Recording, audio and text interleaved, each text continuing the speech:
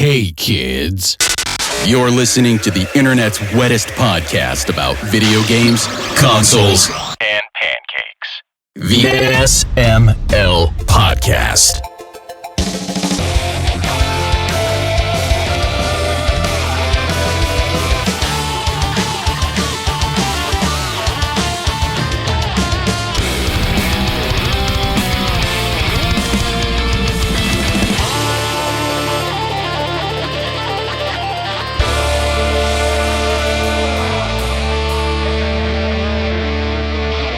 Test. Hey, we hear you. Yeah, there we go. Hey. It's going all right. It's doing all right. You know, got a bit of a break in the weather. Yeah, I hear birds chirping. That's lovely. Yeah, I'm at my friend's house. He lives down like southern Delaware. I'm at his house for the day. And so I was like, well, if we want to record this, I'm able to sit outside. So, hey, there's like a bunch of trees and birds chirping and mess. So I'm like, I'm going to enjoy that. I wish I could podcast outside. You could if you wanted to be as ridiculous as I am. Set all the dialogue up inside the house and then drag your microphone out to your porch. I don't think my cable's that long. Wireless. There you go. It's the future. The future is here. Wireless technology. What is this? 1990 something? Exactly. What is this? The 90s? Has to use line of sight, the IR receiver. God, we were just talking about that the other day. It cuts out. You remember those Nintendo controllers that used IR? Yes, absolutely. I used to have them. Or something? Yeah. Or when you score lean backwards, it stops working. Yeah. We had, and there was also the thing that we used. That was our 4-player adapter. It was I can't remember what it was called off the top of my head, but the 4-player adapter had a IR receiver for it, where you had the receiver in the actual system, and then you had the four controller port across from it. And you had to keep the line of sight visible at all times. It was annoying as hell. Also, the other thing we were talking about the other day at the board game meetup. Do you guys remember Captain Power? Yeah. Captain N, the Game Master, right? No, not Captain N, though. That was also a fantastic show. Captain Power was a toy kids could buy. And it was VHS tapes you would buy. And you would put the VHS tape in, and it would like kind of run a cartoon with like, you know, where you're supposed to be like a starship captain or whatever. And the kids would have this gun that was shaped like a ship that they'd shoot at the TV. And you had to basically fire like infrared light at the TV to aim at like targets that were coming across the screen while you were playing like jet engines and stuff. And it rated your score based on how well you did. But it was goofy because since it was a VHS tape, they couldn't actually like, oh, you blew it up, you shot it. So it was just like a set of images that would run until it eventually just assumed you blew it up. So I was like, oh, the ship's there. You're like, no, actually I shot like 25 times. It should have been blown up.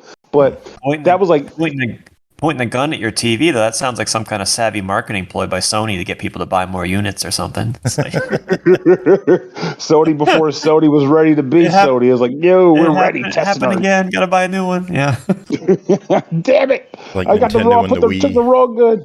That's right. Yeah, the Wiimote through the screen. Exactly. Yeah. The funny thing is, like, I'd never experienced. Yeah.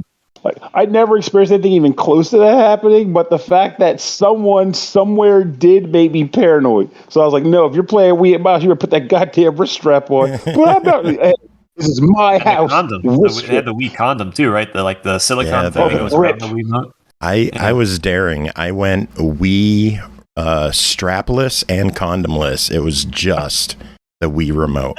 The pure sensual feeling. You're living on the edge. I was raw dogging my Wii. Raw dog Wii. That's the way you go. That's how you live. On that note, this is the SML podcast. I'm your host, Joe. Pernell's here. And David Ventura of Ichigoichie is back. I'm probably keeping all of that stuff because that's some good conversation. You learned the rule months ago. You need to stick with it. When we connect, just let it run because sometimes people won't feel like talking, but other times they're on fire. I should get Norg to record something that's like, we now join this episode in progress. That would be hilarious, actually. Honestly, another opportunity for him to use that wild voice of his. Get it done. Due to time constraints, we move ahead in the action. So I says to Maple, I says, what the hell's going on? So So David, how are you? How's things going? I am fantastic. Thank you. How you doing, Joe? I'm doing pretty good. Well, I'm doing all right. I haven't been feeling good this week, so we might keep this a little shorter than usual today. But I'm doing okay. The show's doing good. We're still keeping at it. We're still going strong, and I see Backbeat still going strong. A new update came out. That's right. New expansion this week. Just dropped a new free content update. Yep. Oh, it's this week it comes out. That's actually, it came out last week. This episode releases. It came out last week. Yeah. Oh, okay. Right. Of course, I could have been wacky and said, "You mean it came out this week?" But like, it's. I get what you're saying. So like, I feel like are we jumping into it too soon? Like, so tell us about this content because now I'm curious. I want to know. Yeah. So we call this the Gig and Gear expansion. I'm working on my perverse alliteration obsession, and what this is 6 new levels, 6 new remix levels that are some of the hardest levels in the game, and you have to take the band through these side missions trying to score orange Julius's in the mall and get change for the Ninja Turtles machine in the arcade and all kinds of hijinks like that. And but you're able to specifically name drop them? What's that? You were able to sneak into specific name drops, like, "Oh, we're going to go play Ninja Turtles and drink our orange Julius." Like, you know that in the game we actually have other names for these things, which are not unrelated to these. Just making sure. Orange Julius. Like, wait a minute. It's called Orange Lazarus. Exactly. Yeah.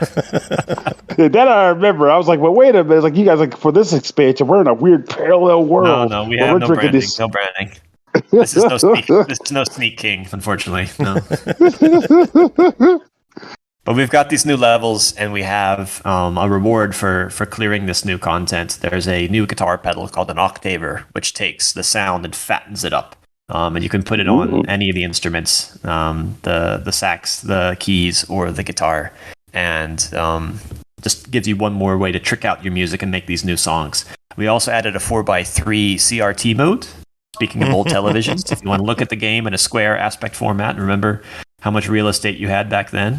And we have some accessibility options too, where you can adjust things like the UI scale and different audio levels for people that want more control over those areas. Very cool. And are we looking at on this as far as like the cost? Is it like, are we talking about basically, hey, it's free, get on board? Are we talking $4.99? Are we talking $9.99? Are we talking $50? What are we looking at here? Is there an ice cream truck driving by you? Yes, it is. And can you guess? The question is, can you guess the truck? No, I can't. But are you going to get some? No, I'm on a show. I'm in the middle of business. Joe, what are you doing? I'm professional. I really wanted a fudge sickle. That's too bad. I kind of want you to go get some ice cream on the show. I actually heard somebody say that they discontinued like the freaking strawberry crunch, which I can't. That makes me sad to hear. That was like the bar for me. Taco, didn't they? Yeah, I think some kid like broke his tooth off with one of them, right? Little bastard. Broke his tooth a Choco Taco. But the expansion is a free DLC. It's inside the game. So if you have the title, it's there right now. Just need to update the game. That's what's up. There he's coming back. He's coming back. I might have to do it. Do I have my wallet's in the house? Shit. Otherwise, I would. Oh man, the man's not gonna give me an IOU. Like, look, I'm not from around here, but look at me. But I'm doing a podcast. Celebrity. I'm doing a podcast. It's for posterity. Hook a brother up. Also, it's not even Mr. Softy. It's Mr. Frosty, which threw me for a little. Like, wait a second. Regional. Got a lot of honorifics. Regional differences like that. It's like gang turfs. Like you're in Frosty territory now, motherfucker. Yeah, it's like a Vice City mission. Vice City, going to take it over. Spray paint the side of the truck. Softy was here, bitch. So oh my God. This expansion. I hear it came along with a nice looking sale on Steam. That's right. So this week the game is on sale on Steam, Epic, and Switch. So if those are your platforms of choice, you can grab it for a little less right now. Very nice. How much of a discount? I think it's between 15 and 20%, depending on the platform. Yeah. Yeah, looking up on Steam if I could properly type things. Typing is very hard when you're me. Master of a podcast. I gotta tell you right now, shoot, it's a good game, folks. So if you're looking for it, or rather if you're interested, but you're waiting for a discount or some sort of a sale, because hey, I get it, I'm cheap as hell too. This is a good time to jump on board because it is a fun puzzler. 15%, and it goes until the 13th. So yeah, plenty of time. Plenty of time to get that discount. Soundtrack is also available. Is that newly released? I don't remember there being a soundtrack to buy. No, the soundtrack actually came out at launch on Steam in March. Yeah. But right now, as a side note, we do have the soundtrack in other places too. So it's on Spotify and Apple Music and Amazon and YouTube Music and all those places. So if you want to listen to the music, the fantastic music by our composer Pete Fraser outside of the game, you can do it on the go, in your car, in your bathroom, at your barbecue, on any of those services. Wait a minute. Backbeat. Are you looking it up on your phone right now? I absolutely am looking. Oh, it's on here. Yeah, there you go. Oh, shit. IGA Records. Yeah. Guess what I'm listening to on the car ride home? Nice. Funk. I look out. I like what I like, and what I like is backbeat beats. You dig? So, but I don't know. Actually, how long has it been on Spotify? That just came out a couple days ago. We just finished that, I think, on last week. Yeah. Okay, good. Because I feel like I've been having moments lately with Spotify where I feel like I have this account, which I originally got because I wanted to maintain my ability to find new music and not become my dad. And I feel like I'm slowly becoming my dad because I'll take these road trips. I'm like, I'm just going to go to my 600 liked songs and just shuffle them. Meanwhile, my Discover Weekly staring at me feels like, don't you miss me? I'm coming out of your roulette cycle. So, I don't know. So now I know this is here. Trying to put some new jams in there. More liked songs. I don't know. But what music have you been listening to? What's that? Sorry. Like, what kind of music have you been listening to lately? Me? Gee, I'm all over the place. I've been listening to some lo-fi stuff recently. I'm a big fan of lo-fi house. So there's like a lo-fi house DJ that I pick up new tracks from. I started out listening to something orchestral, and Spotify actually got me onto this soundtrack from a movie I never heard of. It was called something Avalanche. It had Paul Rudd in it. Came out like in 2006. Prince Avalanche, I think. I'd never heard of the movie, so I think I'm going to go watch that now. The soundtrack was pretty nice. It had an orchestral soundtrack? Yeah, and exactly. An orchestral soundtrack that worked its way well into some kind of background music I had on at the office while I was working. Yeah, and I've been getting into exploring the metal genre deeper and deeper and deeper. Summer. Ooh, now you're talking my language. What kind of metal? Yeah. I really got into Motley Crue this year. Like, I'd never listened to them before, but then I guess you could call them glam metal, I suppose, but like they're just like off the hook. Like I was like amazed at how awesome. I feel like if you're popping into if you're listening to orchestral stuff, you should look into symphonic metal. You'd probably like that. Yeah. Some metal subgenre that I like a lot. Yeah. Interesting. Hey, don't hold me to that. It's been a minute for me. I mean, symphonic metal is just a thing I know I like, but I haven't popped it in a minute. So I just know it's good. You should listen to it. And if I wasn't on the spot, I could probably tell you some bands because right now it's killing me that I can't remember any freaking elf metal and shit like that. But elf metal is pretty much symphonic metal. Elf metal? Yeah, or it's basically equivalent to fantasy metal where everything's like they're singing, but it's like, in a magical react from this stick wood, everybody wants to eat lots of gruel. And then there's a guy in the background, like, okay, this is a weird juxtaposition here. But the point is, it works. I've heard of pirate metal. Oh, yeah, I've heard of that too. Grog! The band Ailstorm is pretty interesting. They're all pirate metal. They have a fun song called Fucked with an Anchor. That is a good one for the family. We had an intern that was listening to sea shanties when he was doing his programming. That was his thing. And he listened to sea shanties when he was coding stuff for Backbeat. And then at some point he found like land shanties, and I don't even remember what that even means. He started listening to land shanties while he was coding for Backbeat.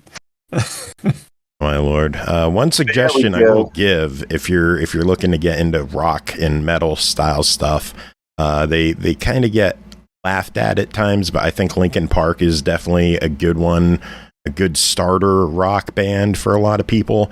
And their album, The Hunting Party in particular, is like their hard rock album, and it is amazing. I still listen to it to this day. It's like 10, 12 years old, and I go to sleep to it. Nice. I was able to remember one of the bands. My old ass remembered one. Theater of Tragedy, one of them was called. I used to listen to, and they still are. I believe they still put music out. Maybe, don't know. Point is, they make music. Listen to them. So now you got Linkin Park, you got Theater of Tragedy, you got Avalanche, the movie. You got some music going. You didn't come here to get music, but here you are. Merry Christmas. There you go. So how diverse and highbrow the SML podcast is. You should just hang around after the interview and listen to the music I play after the show and be like, oh, okay, I could check that stuff out. Neat. Because after every show, I for the people watching on Twitch, I'll just play like an hour of music. And you don't get like takedowns or anything with that? No, because I don't keep the VODs. Oh, okay. Yeah, that's how people like stream Rock Band and shit. Oh, like, as long as you don't keep the VODs, you're supposed to be okay. What is a VOD exactly? Video on demand. I love how I thought that's what it meant, but I'm like, why would VOD come up recently? I don't know, but voice on demand. There we go. Video on demand. There you go. Keep going. That's why you really can't watch any of our older recordings on Twitch. There's only like 2 or 3 that I actually published that had no audio removed. Man. So, that's why you gotta subscribe to us on YouTube and get the whole episode, or Spotify, or iTunes, and you get it all. I always assumed that it would work, because that's how our podcast was. We play people's music, but supposedly the way to escape it or get away from it is the fact that there's talking as well. So it's considered more like talk radio with music involved, and that's what this show is. Lots of talking, and then you play some music. Yeah. So I don't know what the deal is with those rules. Maybe there's like a time measure or something. It's like, okay, it's the music you play. If you play video game music, you're usually fine. If you play mainstream music, that's what you get DMCA strikes for. Oh, we snuck some. Right. If anything, I think that the Elf Metal guys should be happy that SML Podcast is bringing them into the light. Like they should be paying you. That's right. Magical metal. Get it in there. And by the way, why is there not such a thing as magical metal? That's a genre name you can take home to mama. I don't know what's going on with that. They're missing the boat. You can start right now. We can make our own band. That is true. You are a talented musician, and Joe likes to talk, and I came up with the name. Joe is the one that's going to get us all the deals and make sure that we don't get in trouble with the manager of the club and things like that. He's going to sweet tuck us out of things. That's right. Joe's going to walk in first with his shades on. I was like, out of the way, make room. Magical metal experience is coming through right now. I've done music in my past. I don't talk about it anymore. You played an instrument? No, I've sang. What's wrong with that? Wait, that's a throwback. Somebody, was it Aki that made a comment a few weeks ago that said you have a good singing voice?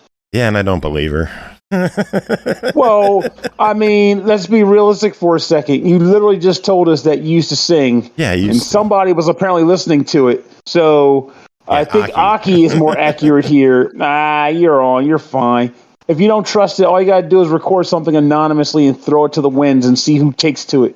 Call yourself, I don't know, Mountain Dew for you or something. I don't know. Write a song about Mountain Dew and just put it on. Exactly. There you go. Make a love ballad about Mountain Dew. Give yourself a fake name. Throw it on YouTube, and then have somebody randomly, just a friend of yours, just randomly post I found this really cool singer. You should check it out and see what people say.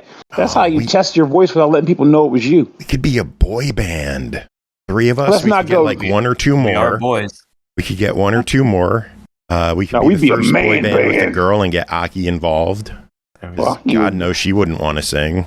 So she could stand in the back and spin and snap her fingers. We could write the new jingle for Mountain Dew. It's like, girl, I wanna do you. And start naming off random flavors. Or just have the lyrics and have embedded I want to have some passion fruit with you. Girl, I want those major melons.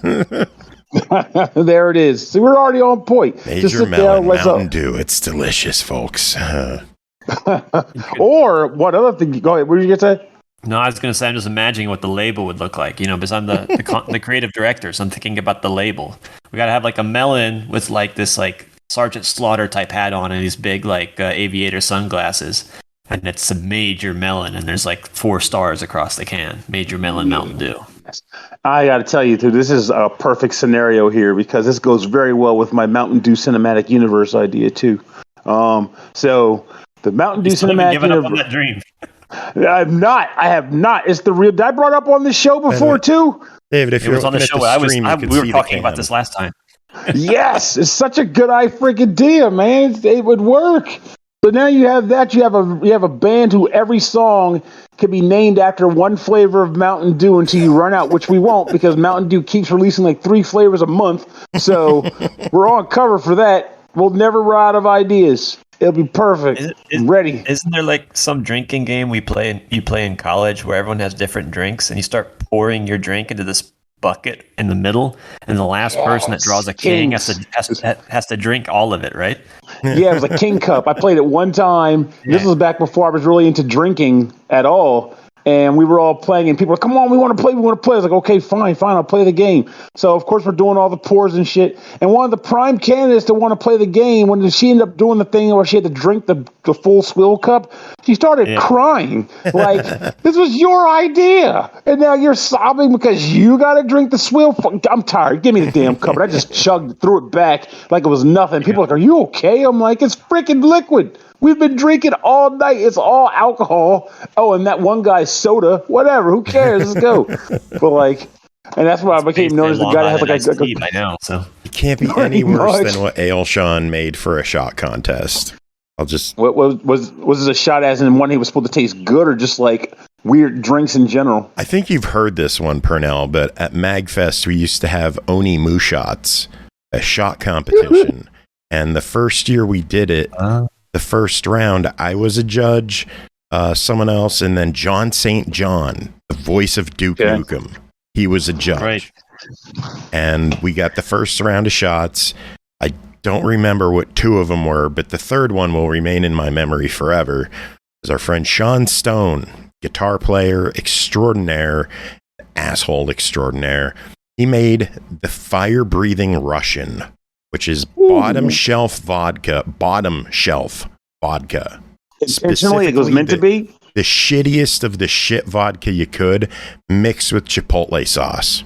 Yeah, that sounds like something a grizzled war veteran would drink. Like, we're just in the trenches. Let me tell you about 1966. We were in the bottom of the barrel. Nowhere to go but down. John St. John refused to drink it.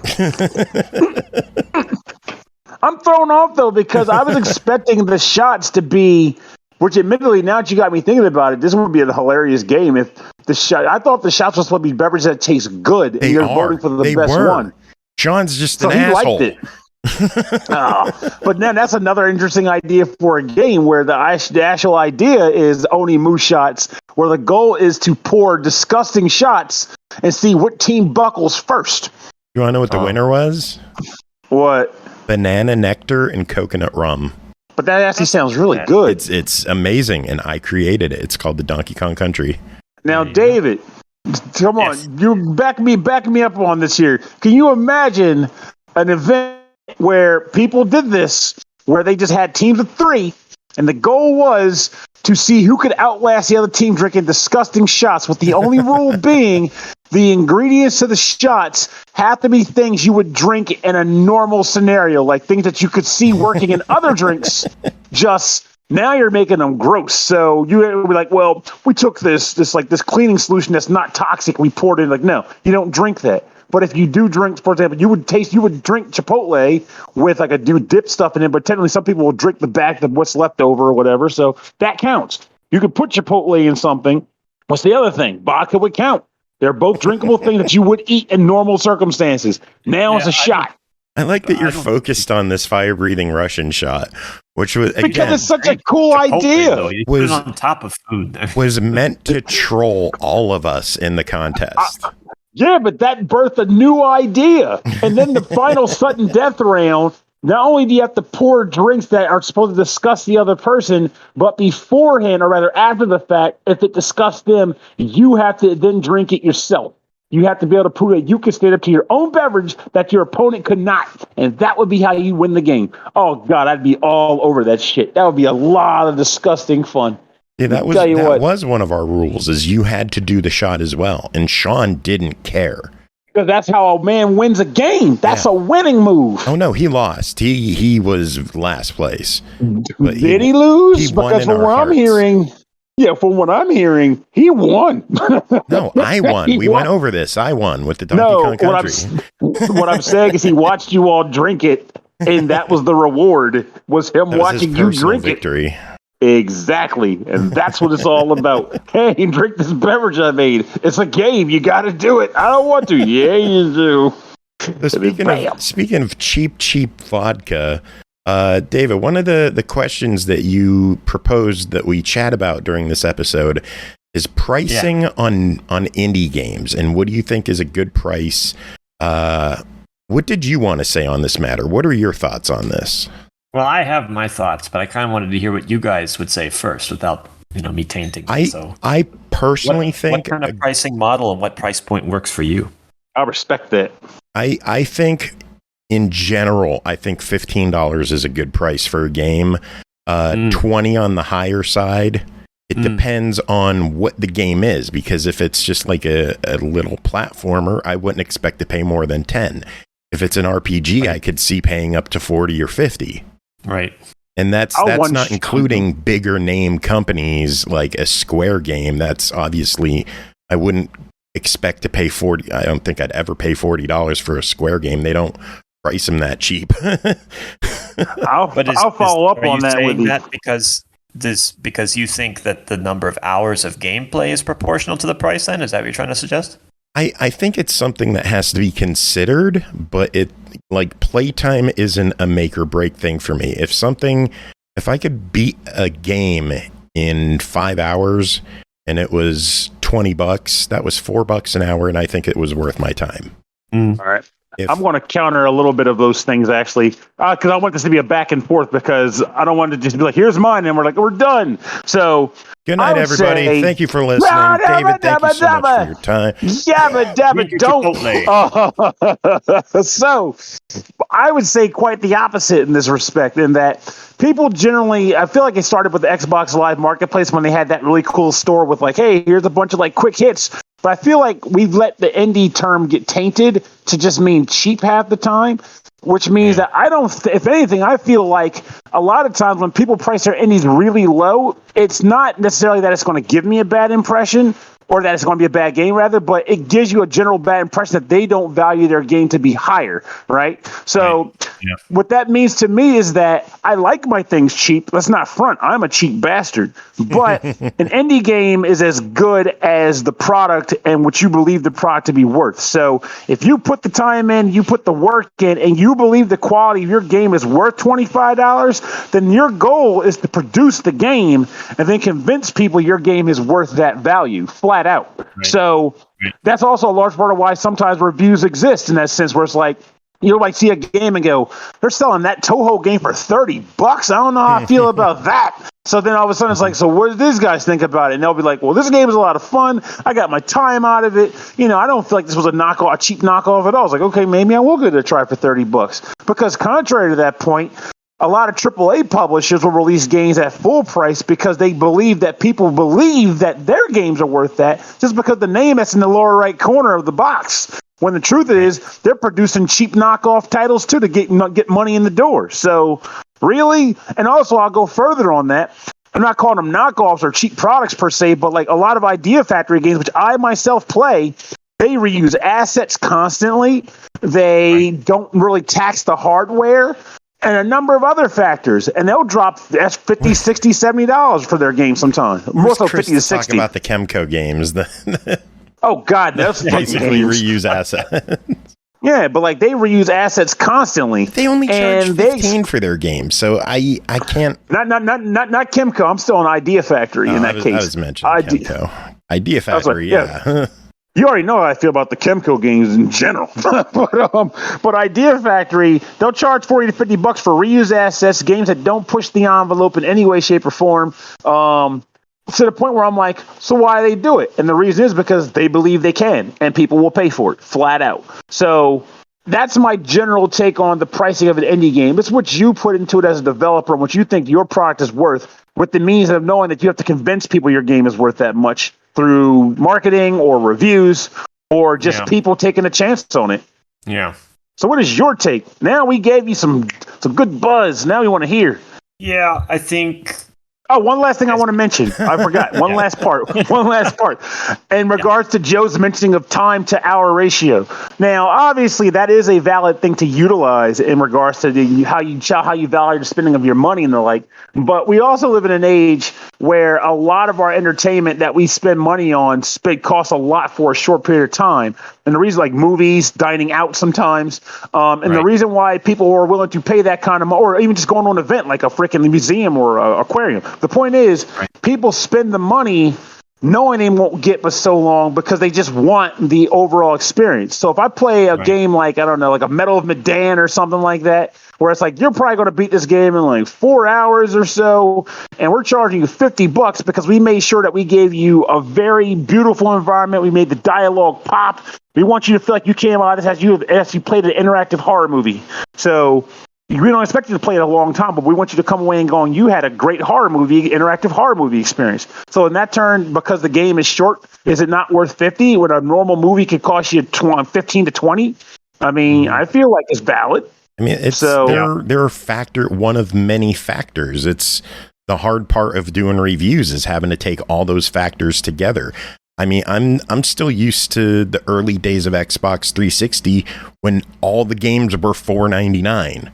And then $9.99 was the price, and then $14.99 was the price, and now it feels like $19.99 is kind of like the average price. So I guess that's what I would expect generally.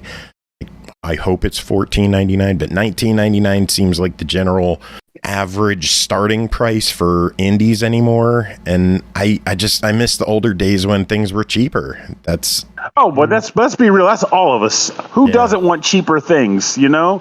But every game when we're should talking be $1.29. Yeah, but that's the thing. When there's a difference between saying I want all my stuff to be cheap versus what is the value of the product. Like people will say things like we're in a current market, and then I swear, David, you could say something. We've been just rambling. We're in this market now where we're like, okay, video games need to retail for $70 now, right? And no one's going to be happy with that because no one wants to spend $70 on a game. But I can acknowledge that a game could, quote unquote, be worth $70. Doesn't necessarily mean I'm going to spend the $70 to get it. I'm going to wait for a sale because I'm cheap.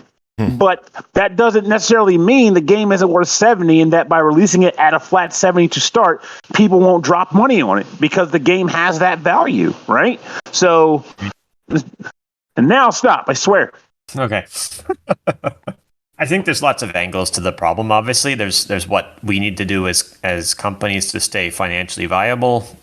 We have to pay the people working on the titles, and we have 10 plus people, 15 people working on the game altogether, and it takes us 18 months to 2 years. I mean, you do the math, how much money it costs us to build that title, and how many copies do we really expect to sell? And that's leaving that aside. As a consumer, though, so if you have AAA stuff and it's in the 60, 70 era.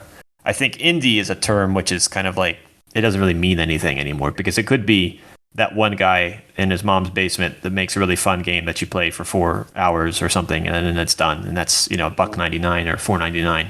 Or it could be something that's a team of, 30 people that spent, like I said, 2 or 3 years on it. And I don't think they could get by on a $5 game. Yeah.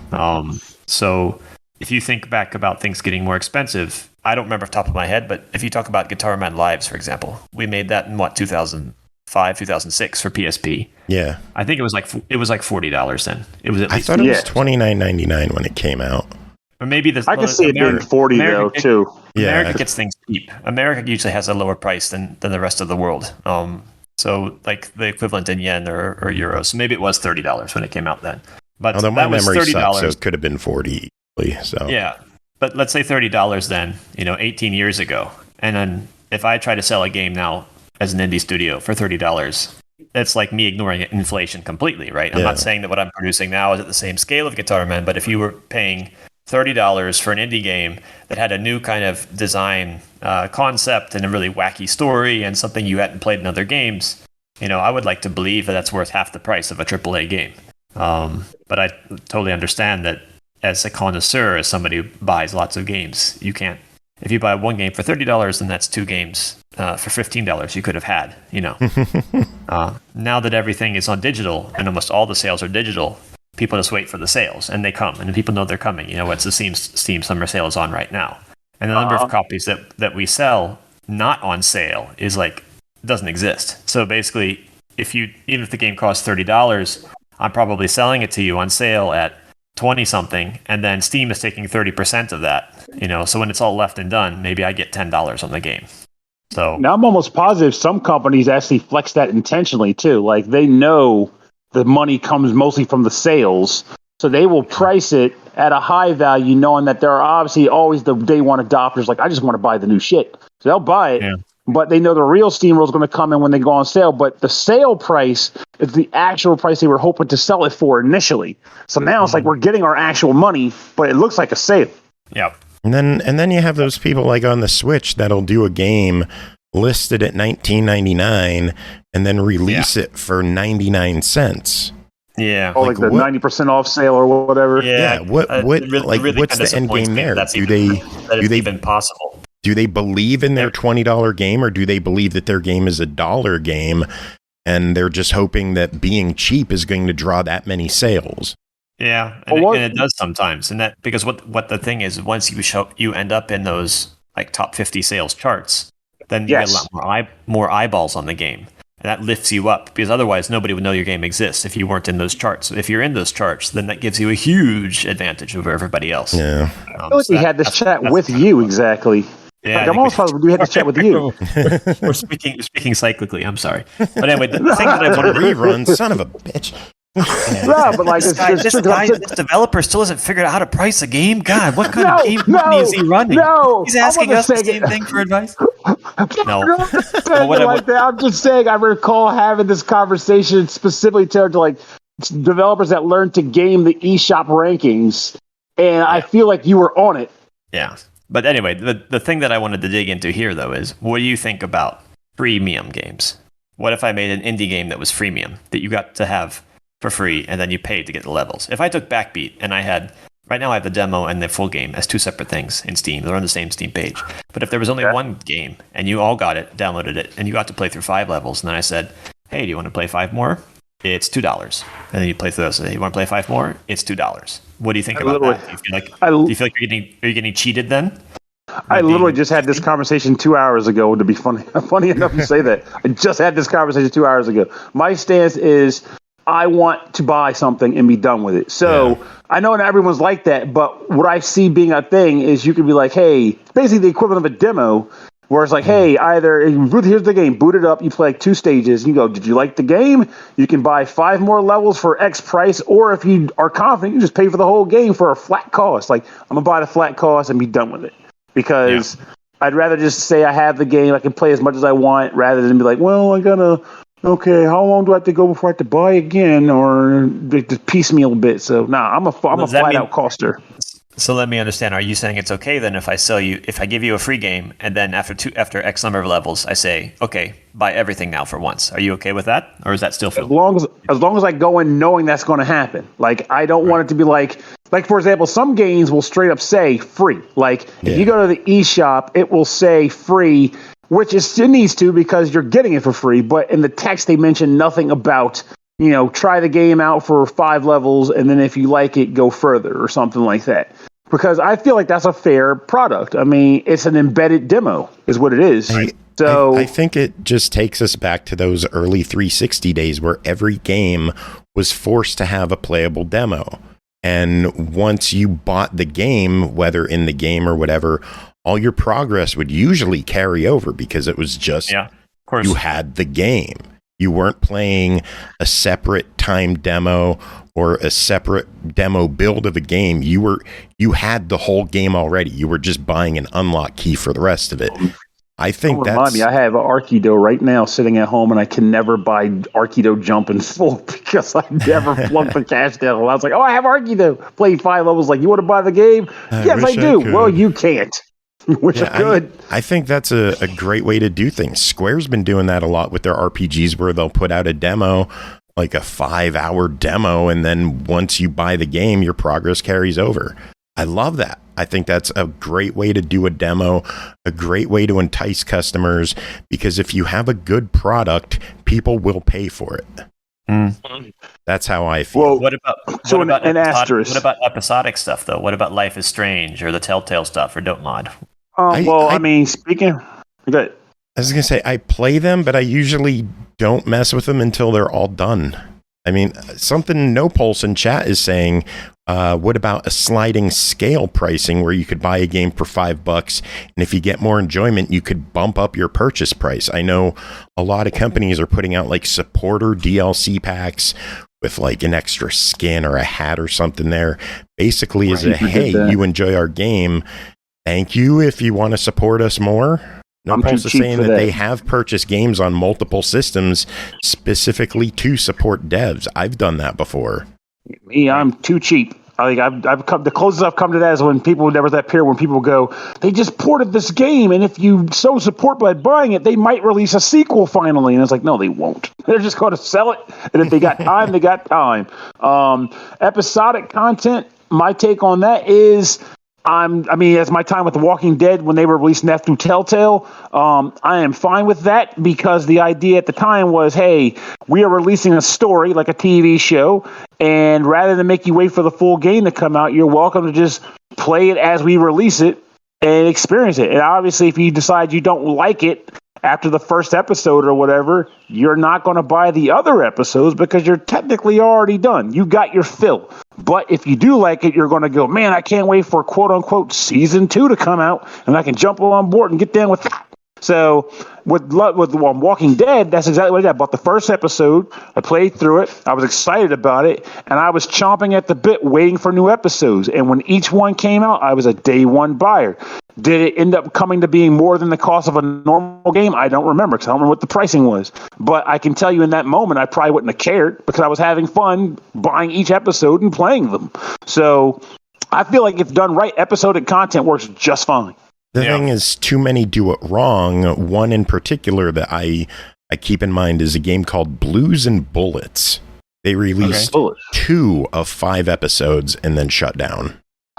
So if that might be therein lies the rub, but you have to trust the developer to actually come through. That's why I'm of the mind that, like, if you're going to do an episodic game and you're going to do like an episode this month, an episode next month, the next month, the next month, the next month, and then you're done, that means your game's pretty much developed and ready to go.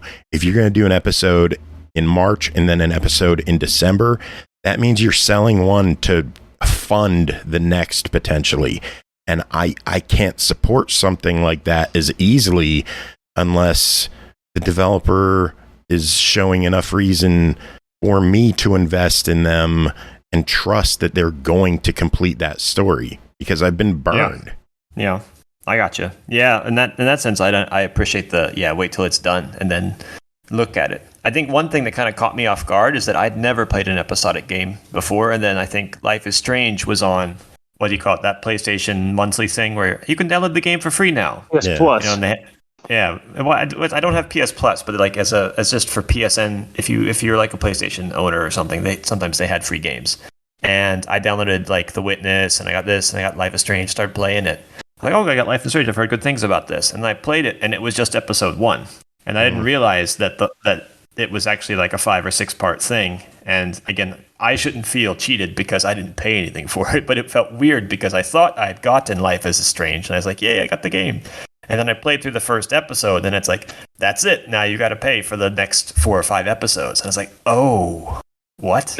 I thought I had the game. One question I asked about that, though, when you downloaded it, it's one thing to say you downloaded it and then you're like, oh crap, it's just one episode. But if you went back to like the screen for it, was it indicated in the sense that it was only episode 1, or was it for all intents and purposes, it was Life is Strange in all forms of like the documentation for the game? I mean, I didn't read through all the tiny text. I'm sure it said that somewhere probably. Otherwise, they probably would have had more people complain about it. But I went to... I'm not even talking about tiny text. I'm talking about like the title. Like if you were to say, click it just on said Life is Strange. The panel. It said free on PlayStation this month, Life is Strange. And then I had like the logo there and everything. And I just like downloaded it. And it's like, oh, it's about a gig. So yeah, I didn't think anything was amiss. So that's I didn't know anything about the game in advance. I guess if I had known that it's like a 6 episode game or something, that probably would have tipped me off. But I didn't know. And now they got the hook scene because he's like, well, I spent all this time on episode 1. I got to buy 2 through 6. That's right. And you have those games that just never Never got their ending, which is a shame. Do you think of any that off the top, aside from Blues and Bullets? Because I don't know what that is. But can you think of any games that never got an ending? It's not a genre that I really focused on much, so I can't really think of any other examples off the top of my head. But I'd be shocked if there weren't more. That's true. Oh wait, I can think of one. I just remembered one. Cyanide and Happiness Freakpocalypse. I remember that was released as episode 1, and I never saw anything to follow it up. So, ta-da! And that was Cyanide and Happiness. They got look at the Penny Arcade games on 360, where the first two came out from Hothead, and then they had to switch over to who's the Zeboid Games, is it? Zeboid. It was Zeboid. And I want to say they were even kickstarted. At least one of them had to be kickstarted. So, and they were like completely different games, completely different style. But they were continuing the plot that got dropped on the second game. Yeah. Let's hit one more of David's topics before we wrap things up, because my throat's starting to give out on me. But yeah, I'm sorry to hear that, Joe. That sucks. You were asking, where do you get your purchasing decision info from? I get mine personally. There's this really good podcast called the SML Podcast. All I do is talk about the MDCU all the time, though. I'm not quite sure what's going on with that. It's the Illuminati. Mountain Dew Cinematic Universe. Yes. In a world where Mountain Dew rules all. They call me Code Red. I get things done. My name's Major Melon, and I'm here to fuck your thirst up. They all have names, I swear. Every one of them. Except for maybe Baja Passion Fruit Fusion or whatever the hell it's called. But maybe not that. But they all have names. Pernell, where do you get your purchasing decisions from? Besides us, obviously. I mean, this day and age, maybe it's because I'm an old head, but it may be like a Kotaku thing where they might just drop something in my newsfeed, so I might click it and go, oh, what's that? Or, quite frankly, I'll just go to upcoming release lists on either the Switch or PlayStation or Steam, and I'll just scroll through, and if it has a cool-looking panel, I'll open it up. Because the unfortunate reality of it is now is that, obviously, I'm not ashamed to admit it, we're old heads now, which means the trends may have changed around what we like to do, but half the time now it's all about fucking influencers, which to this day I'll never grasp that, like what makes that special. But basically, like, how'd you learn about this game? Well, some guy I like named, Busted Crimpet was playing it on YouTube the other day, talking about how great it was, so I went and looked it up. I ain't got time for that shit. I just want to go and find a repository where people just write articles or just talk about it for like a brief period of time and do it. I'll tell you one odd thing that I find things on from, though, which ties into David's earlier question. There is a YouTube channel called like Switch Up or something like that. And their entire shtick, pretty much, where I believe they get the majority of their views, is they do like sale roundups on the eShop. And they're like, well, this game is selling for like 20 quid, and I loved it. It was a game about blah, blah, blah. Sometimes I'd never heard of the game. It's like, oh, it's on sale. They're talking about it. And it's always like a 1-minute blurb. So it's not even like a massive chunk of your time. So, and you get video footage of it too, and as it's running. So that's been a nice boon for me. Like, I never heard of that game. I heard of these 5, but I never heard of the 6th and the 7th game. I'll check them out. Right. And they're cheap. So I think that's my answer in a nutshell. Word of mouth doesn't even happen too much for me these days, because most of my friends that aren't podcasting with me, most of them don't play video games, and they play board games. So it's like, damn it, I want to talk video games with more of my friends. But So how about you? What is your, obviously as a developer, it doesn't come across the same manner to you. So the question for your forum is, where do you perceive as being the best places for you to get exposure for your games that you release? Yeah, that's hard. I mean, marketing is half of my job, and it's something I've been hammering on for years now, and I haven't cracked that shell. I've seen bumps in sales when we can work with certain streamers, or if we can work with artists. But I think it's really kind of hit and miss, because there's lots and lots of streamers out there with like no following, and I think very few people make purchasing. I mean, the appeal of a streamer is that like you watch them because they're entertaining, not because the game they play is a great game. So I think people go and watch streamers because they like being entertained by the streamer themselves rather than the game itself. I'd also go one more level for that too, with the streamer part before we move from it. So a lot of times with streamers, it's not just that they're entertaining per se, but since the streamer is technically in most cases playing through, if not the entire game, then enough of it to be like, I got the gist of it. Sometimes it's like, I've known friends who are like, I play it to live the game vicariously through the streamer, which means they're never going to watch the streamer with intent to buy. Exactly. Especially if it's like you see it played once, then you know the solution, and you don't want to solve it yourself. I've bought games that I've seen on stream with the intention of just being like, I want to support this dev. I'm going to buy their game. Yeah. I'm probably not going to play it. It's going to be in my backlog forever, but I want to support this game. I want to support the developers. I think too many people, like, I can't stand when people openly talk about game sharing. Like, I used to do that. But then I realized what kind of an effect it can have on developers where that game share is just a stolen game. You're talking about like back when people would like trade each other's accounts on like a PlayStation or an Xbox and you log into their account to play it. And get all of their I don't get down with that. Like I can understand if you loan a game to a friend or you bring a friend over to your house and you play together, but sharing whole accounts I think is a step way too far. And well, I'll admit I'm not like destitute for money or anything like that, but I genuinely feel also, from my personal perspective, and I learned this from back in the PS1 days and Dreamcast when burning a game was as simple as getting a stack of CDRs. Yeah. I feel like it devalues the game in a lot of ways for me too. Like I don't appreciate it the same way I did if I was like, I went out, I handpicked this game, I bought it, I booted it up, and I'm having a great time with it. Versus, I just have this smorgasbord of games at my disposal. Whatever. I'm not going to bother with them. That's how I was with the Wii when I had a modded Wii. Yes, I had modded systems back in the day. I'm not proud of it, but I did. And I had stacks of burned games just taking up my shelf. And I would just stare at them and be like, I don't want to play any of these. Yep. There's something to be said about a game actually coming with a cost. Yeah. I mean, I'm sure someone's listening to us and they're like, fucking bootlickers or whatever. And I don't give a shit.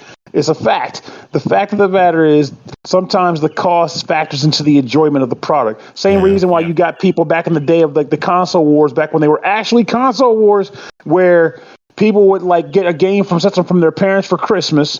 There was money invested, but in the kids' case, it was you get one present, make it count. And you chose the Super Nintendo. And now your three friends at school are playing the Genesis. And now you got to justify that your system was the right choice. So now it's like, Genesis sucks, when the truth is you're fine with the Genesis. But since you don't own one and you can't get one, you have to fight tooth and nail to explain why your system is better than theirs. Because sunken cost. But same with buying games as an adult. You pay money for something, you need to justify that you own something, and it has to count. You want to play it, you want to experience it, and you enjoy it more as a result of that. And before anyone gives us shit with like, you're reviewers, you get all these games for free. I spend way too fucking much money on Xbox games. To put into to compare like how much money I spend, every purchase that you make on Xbox gives you reward points. You can spend 550,000 points a year. I'm over 400,000 points for this year. Damn. So you trump me easily. I'm like, phew. And I spent my limit in January from last year. So damn. I literally cannot, because I'm right here. No, I can't do any. I can't even donate them to charity. I can't do anything with these points until January 24. And as far as my take goes, I don't have a gajillion Xbox points, but I could totally post that picture I took of my Switch game stacks. Yeah, I buy a ton of shit. We have problems. We have legitimate mental problems in that we hoard games and we roll around on them. And Scrooge McDuck's game bin. I mean, I did make the collective decision. We'll see if I hold to it. I was like, if you visit, they might get gross. I did decide. Why is I did collectively. Sticky, Joe. Joe. It's like Jacob, what'd you do this time? No. You're always blaming me. But yeah, I mean, we definitely for the games we review, we also buy quite a few. The concept is that, quite frankly, simply put, we don't review games because it's a lucrative gig that's going to get us into the big leagues. We review and talk about games because we actually like video games. As simple as that. Joe will tell you firsthand.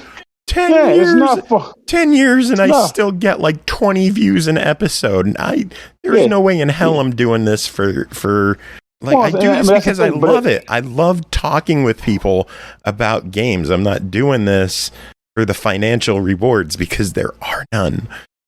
Yeah, I mean, don't get me wrong. If somewhere magic struck and that happened, hey, goddamn, I'm not going to tell them no. But the fact of the matter is, there's a genuine enjoyment of this hobby and the games and experiences that it produces. And one part of it, having the experiences, is discussing it and sharing your thoughts with other people. Simple as that. So, I got a review game I got to do next week. That guy also sitting on my step at home, waiting for me when I drive back up north. So, next week. Do you mean in 10 minutes, Pernell? I mean, yes. Once we walk through the time portal. Yeah, we we do have to wrap up. I'm about ready to pass out. My cold meds are kicking in. David, it is always an absolute blast having you on. Let's set something up to get you back on again. Hopefully I won't be sick that time. It's been a really fun hour. Pernell, thank you for being here. I know you're going to stick around for the rest of the show. We'll take a quick musical break. We'll be back with more show. We'll be back with the PartyCast and some reviews. David, where can people keep up to date with you and what you're doing? Thank you. Yes, you can check out our latest game by visiting backbeatgame.com. And learn about the puzzle game that we built there, Backbeat. You can also go to hexagroove.com, which is our first game of rhythm strategy. And you can find us on Twitter at Ichigoichie _INC. Very good. I wonder, is there a way for you to do a game that's music influenced, but it involves like, the dropping block puzzle style? I mean, like Lumines or Tetris Yeah, Effect? but better. Yeah, but better. That's a high bar right there. Make a game better than Tetris Effect. And I want it to be $5 too. Just, you know. Free to play. Free to play. Yeah, but better. You're capable. You got what it takes. You dropped 12 blocks. Do you want to buy a block pack for 12 more? That's right. I'm going to get right on that. I'm just trying to think. There's other ones. There's also you like a tactical strategy would be. Shit! You can fill the void left by drop mix. You could have a card battle game of some sort that was music based. Pernell, I'm trying to end the segment. Can't do it. I want to give him more ideas because I love his works. Well, thanks for having me, Joe. It's been a blast. It's always cool talking to you guys. Love having you. Pleasure, do you have any final words to end the interview? My final words are, Joe, get better. We need you to be better.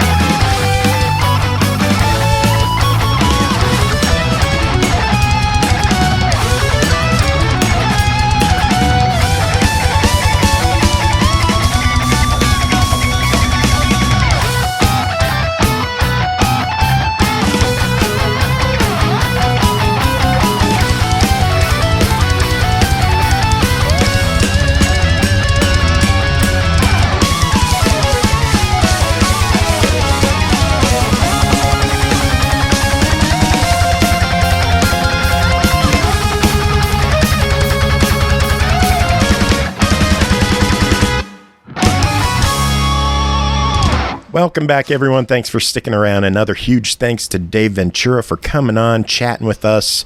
Go check out Backbeat and the new update. Pernell's still here, and Chris and Brooke came in. How are you two doing? Hey. Howdy. Pretty good. Sounds like we, good talk. It sounds like the way you introduced it, it sounds like we just like came in together. Like, one of us gave the other a ride. Yeah, that's how it works, isn't it? Yeah, that's what happened. Pernell and I waited here for exactly like a minute, and between the interview David left, and now you two are here. Well, and I disappeared for a bit, but came back, and I don't know how it all works. I don't know. In my own headcanon, we're 5 minutes late with Starbucks cups. Nice. That works. Yeah. At least you're caffeinated. I am drinking Mountain Dew Passion Fruit Punch. Ooh, how is it? It is delicious. Oh, nice. I love passion fruit. Yeah. That's a great flavor. I haven't had the Mountain Dew, but I would try it. Yeah, they have Baja Passion Fruit Punch and Baja Guava some shit. I don't know. I drank all the guava. I drank all the guava stuff to get rid of it. Not because I liked it that much. If that tells you how I feel about that one. So when you see the new Bajas out there, get the purple box. I'm trying to remember which one I drank, but I did buy some. I was on my way to the beach. I picked up buy one, get one deal they had going. Or Nice. buy one, like discounted one. So I bought each, but I've only consumed one of them so far. So, and that took me an entire day to do. I just wanted to say that passion fruit is like one of the grandest names in fruit.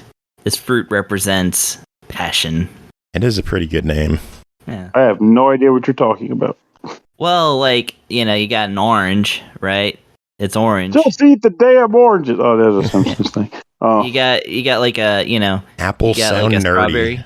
Yeah. Fucking you got a yeah! strawberry, which is, that's pretty good. It's interesting. Nothing else can be a strawberry. So. Javors, thank you for the sub. Welcome in. How are you doing tonight? I hope you were Thanks, having man. hope you were having a good night, and I hope you had a good weekend. I hope Swimming in oil. did everyone have a good 4th? I get does anyone care? Nah. I don't care, but I can tell you as far as the general holiday goes, it's still happening because you might hear the fireworks going off behind I me. know. I'm the same way. Yeah. These dickheads are firing shit off at 10 o'clock at night. As for how I feel about the holiday, well, I'm black, so there's your answer to that. Moving on. So, I'm not a fan of this holiday because I'm a pet owner of a rabbit and he doesn't like fireworks. So as soon as we're done here, I'm going to be cuddling him all night. Wait, rabbits are susceptible to the fireworks too? Yeah, I mean they're prey animals and they have incredibly sensitive hearing with those big ass ears. So he's really not gonna have a nice night. So it's gonna be a tough one, honestly. So he's gonna get lots of cuddles from me after we're done here. I imagine most things with That's ears nice. doesn't like this holiday. Yeah, I don't like it for that reason as well. So certainly can't judge. Little Rab over here. I just like that I had the day off work, and I have 3 cats. That's so nice. They're okay. Now that's what's up. Sweet. That's the real McCoy. I don't have to go to work. I'll take advantage of that. And if someone says, well, if you don't like it, you can move out of the country. I got 2 things to say to that. 1, fund it. And 2, the other aspect being, hey, I pay my taxes. I'm allowed to have the day off, and I don't have to like anything. I fulfill my obligation as being a citizen. So I don't have You to have like the patriotic duty to love this country. No, not really. That's called no. No. I tolerate it, I guess. I kind of wish I could go to Canada, but though I will say the specific aspect to it, the less broad version of it is, I don't love a country. I love the people that I form connections with and the communities that I form connections with. The country is everybody. And there are some real fuckwits in this country. there are. In any country for that matter. So I don't preach blind loyalty to a mass of individuals that do not represent me. I preach loyalty to people that I form bonds with. And that's how that goes. Other than that, yeah, everything else is, I'll pay my taxes. Rather than being the type to say, I want to leave this country, I'm going to be like, hell no, I already live in this country. You people who are fucking it up, you guys can leave. Oh, but they love the country too, so they don't want to leave. Yeah, plus they leave all the time. Especially anytime there's like a bad storm or something. Oh, get my ass to the airport. It's a little stussy, a snowflake. Time to go to the airport. Yeah. That's a freaking bastard that guy is. But I guess that's the other version of it too. The stay and improve it bit, right? That's what you are on too. I mean, in as much as like destroying like people can improve anything. I'm in human from Wall-E phase right now, so I'm not doing shit to improve my neighborhood. You just watched Wall-E, the movie you talking about? I'm saying I'm the people in Wall-E. I'm just like a blob sitting in a chair anymore. That's me. So I'm not doing shit for the area around me. Well, they're all rednecks around here anyway. But they did survive to the end of Wall-E somehow. So hey, You're in good shape. Well, that's kind of the twist of WALL-E, so, kind of spoilers, I guess, because the whole first half of the movie, you're thinking, oh, it's a robot who survived the apocalypse and he's all alone in the world, but then you get a view that actually the world kept going and people just moved upward. Nah. Anyway. Well, you just gave away all the plot. Yeah. Still worth watching though, because WALL-E was awesome. WALL-E is great, and it's old. So if you haven't seen it by now, what's your problem? So just call this episode WALL-E spoilers, and we'll continue. I approve this message. What other WALL-E Look, spoilers? have you seen WALL-E, or was it what other spoiled for WALL-E you? spoilers do you want to discuss tonight? You caught me there. I don't remember anything else about the movie. Look, have you seen WALL-E, or is this all new to you? I saw it a really long time ago, so I was hoping Brooke would say, I was going to see it, but fuck you guys. That's I kind of grew up with this immunity to spoiler rage. Like, I don't want something I haven't seen or experienced to get spoiled, but if it is, it doesn't really affect me that much, because my mom would just, if she was telling you about a movie that she saw, she would tell you everything that happened in the movie. If there was a twist, she'd tell you about the twist. She'd practically lead with it. So I like the people who've seen the movie and decide to watch it with you, and they're like, oh, watch this. This is when the thing happens. Oh, yeah. Shut up. I mean, here's the thing. I have feelings on both sides of that. On one, I don't want somebody to tell me to, basically broadcast that something's going to happen, right? And, because then you're just not you're like, shut up, I want to be surprised. But then again, if you are the person who has seen the thing before and you're watching it with somebody and you know that, this really great part's coming up and they're not paying attention, then you're like, Yeah. You're like, come on. Pay attention, dickheads. Yeah, this is a phones down moment. Everyone's making noise and you're just like, listen here, fuck snort. Yeah, exactly. That's exactly it. But, that's one of the things, I guess, is you can't really have people over for movies if they're going to be on their phone. Yeah. That's like my brother. Apparently Jacob just added Super Mario Brothers to our Voodoo account, so I'm going to watch that sometime soon. Nice. I didn't know we have a Voodoo account. Well, Jacob and we've pretty much been collecting movies. I mean, I might be able to get someone else in on I don't know. Super Mario Brothers movie was really good. I hope you enjoy it. It was a very good movie. I was just being silly. I'm not. I barely know what Voodoo is. The movie service. Well, you get a doll and some pens. Oh, you get Jesus. the poking. There's a game named Voodoo Go on. Vince. I like what I'm hearing. All right, Pernell, teach him black magic on the show. Teach him voodoo and witchcraft and... No, the wrong people might be listening. I have to teach them after the show. All right. Don't worry. So should we dive into reviews? We got a bunch of games to talk about. Yeah, let's get it done. Let's get in here. Brooke's like, I'm tired of this. Just get on with it. I'm going to be on. I have 4 things to review, and I'm a little nervous, so... No, just be like, fine. calm blue ocean. Do that thing where either you imagine the audience naked, calm blue ocean. Oh, Lord. Or combine them. I don't know. Some people put them in a mortar and pestle and just mash them together. But you'll be fine. You're good. All right.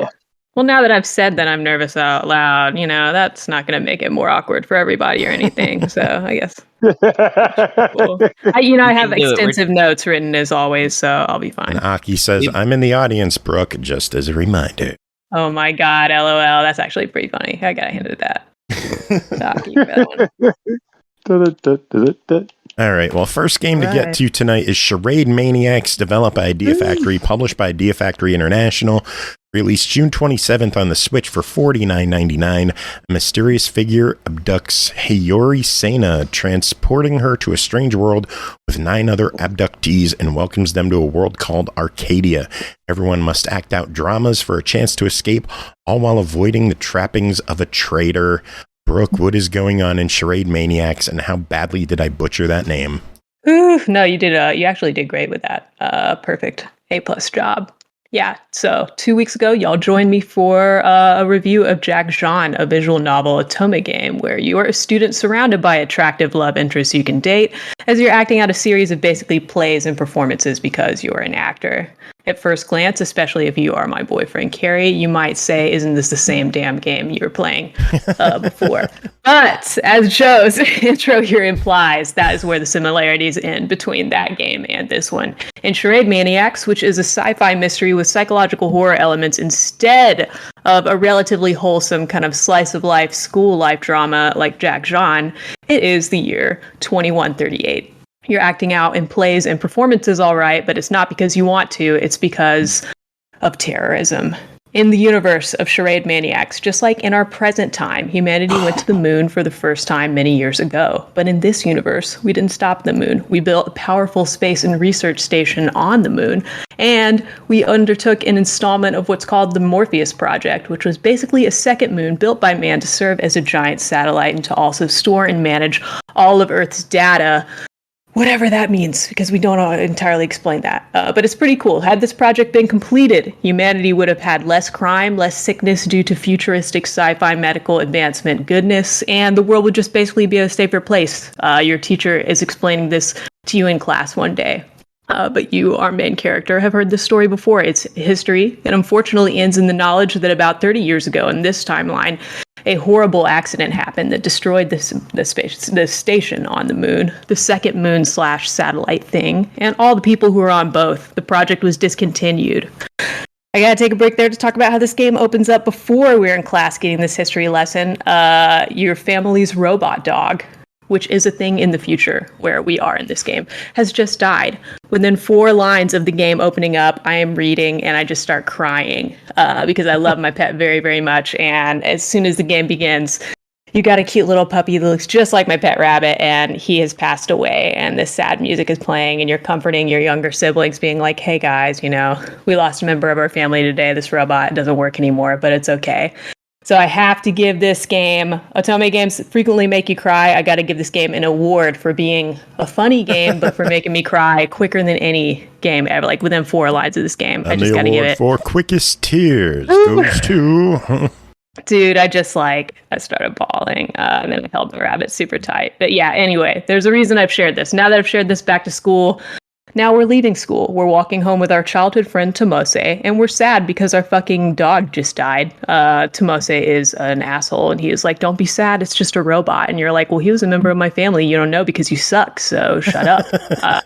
So then you say, hey, Tomose, you know what? By the way, there's this rumor going around about something called the Otherworld Stream. It is this TV program nobody we know has ever actually seen before, but this rumor is going wild across the school, all across the country.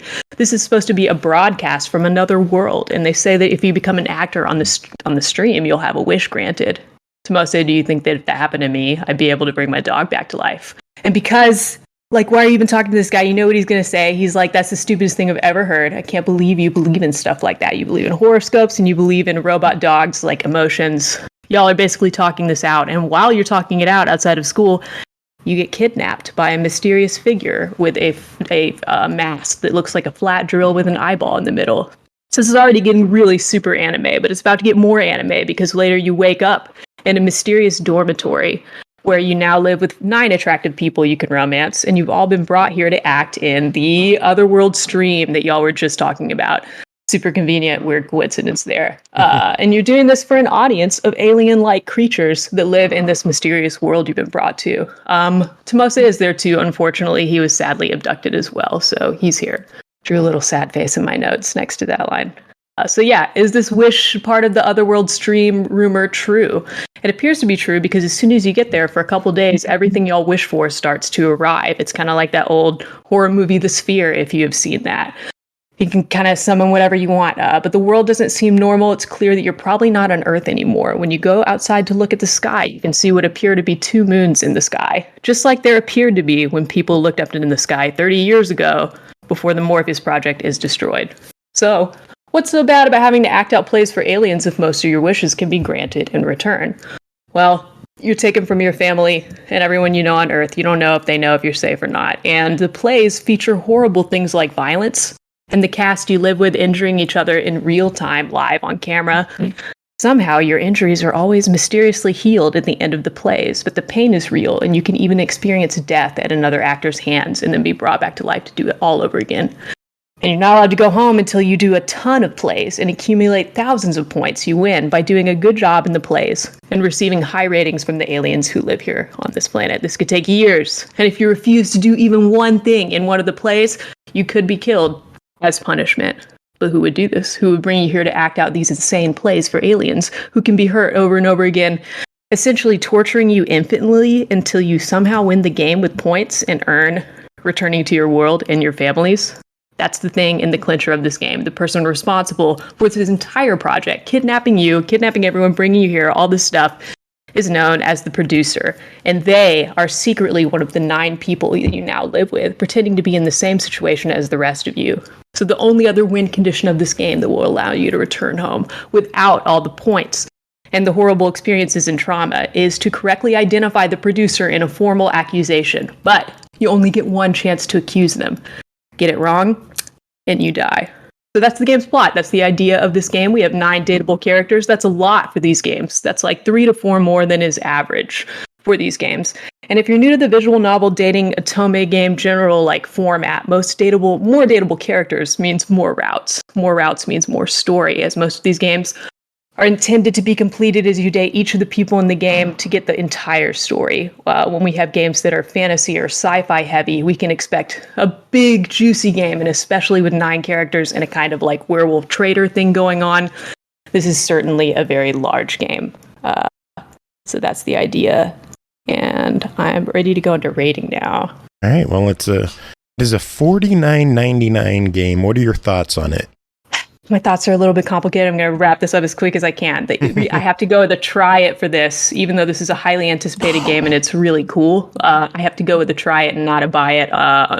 The main reason it's not a buy it for me, unfortunately, is mega spoilers. That makes it sound like I don't like the ultimate resolution of the game and the solution, quote unquote, to this anime mystery. I like it. I don't love it. I think this is a decent sci-fi mystery game set in a setting with lots of like classic otome goodness. The guys, the love interests, and the non-binary love interests that I'll talk about at the end here are attractive and cool. Each one of them, in theory, could be the bad guy, and when you think about it hard enough, or based on creepy or suspicious vibes they might have at certain points, because everybody's got secrets, which is something I do love. They fight over you cold out the gate. It's almost got like a share house setup vibe to it at times, which is classic like otome trope, and we get some lighthearted like Voltage Inc.-esque comedy vibes out of the game for a while until things develop a bit more into anime suspense, psychological horror madness. And then we still have plenty of those funny moments to come to, sprinkled throughout in an overall, in my opinion, kind of angsty, futuristic otome story, which is a combo I always appreciate and I think is fairly done well if we can like combo that with comedy. I do think the story was built around the solution to the mystery, which is good. Not gonna lie, we don't always get that in a mystery otome. Sometimes this sort of thing just sort of falls apart at the end. I'm satisfied by the ending. I did take it upon myself to complete the game in its entirety because I thought my rating's going to hinge on whether the ending makes sense here.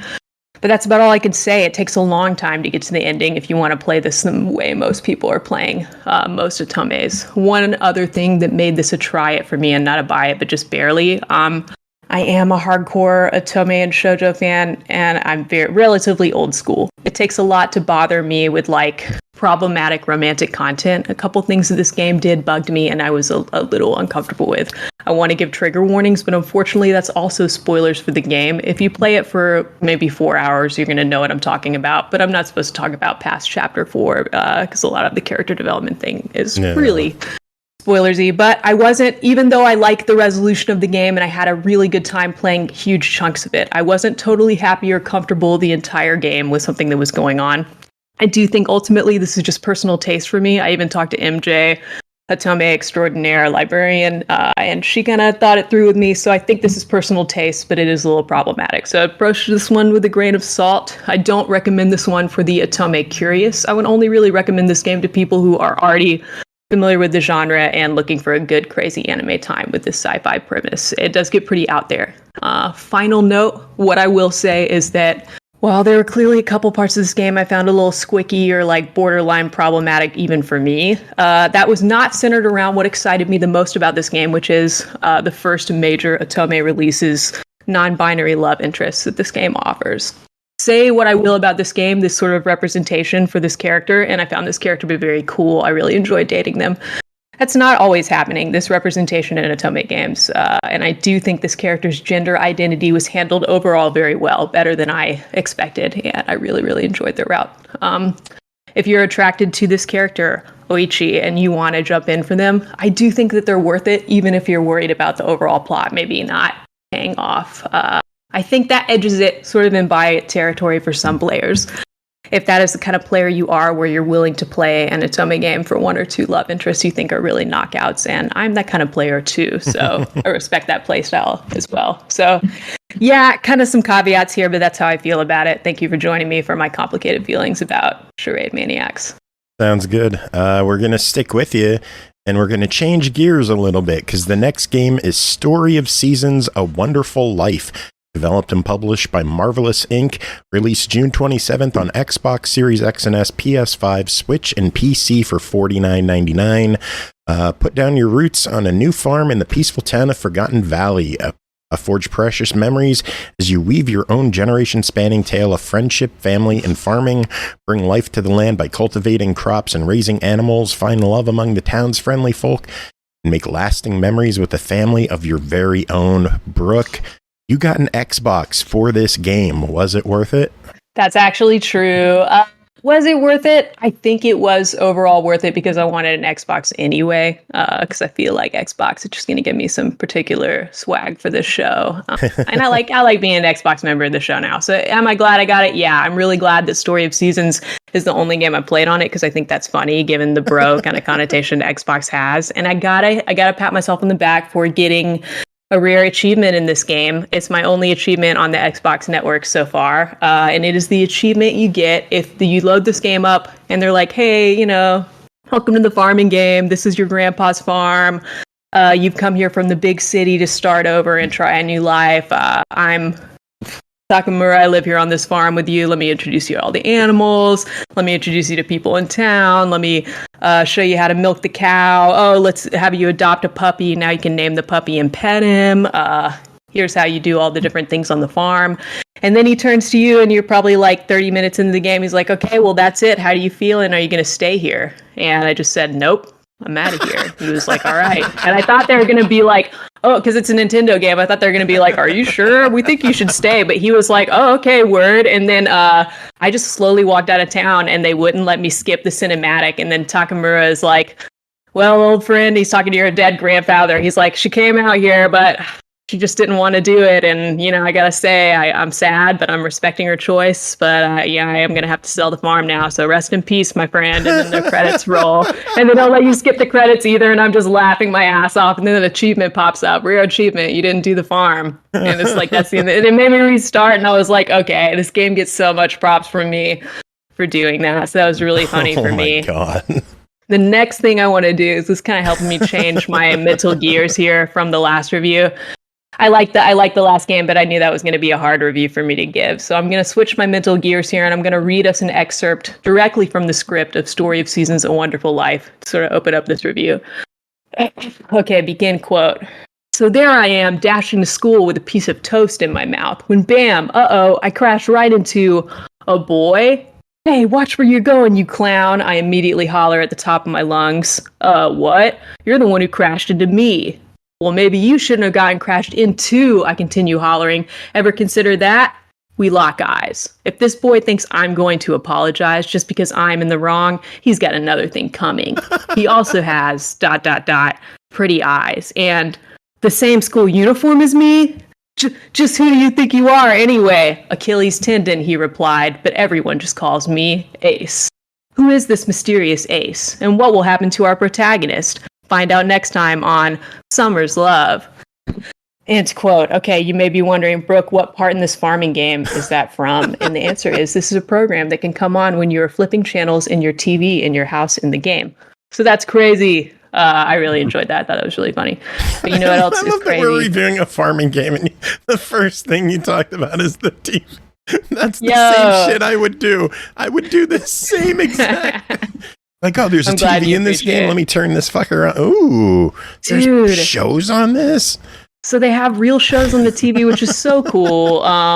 There's a weather channel as well, and there are different weathermen. And that, that excerpt is episode 1 of Summer's Love. Summer's Love continues. Like every few days, you're going to see a new episode, and it gets hilarious. It gets so crazy.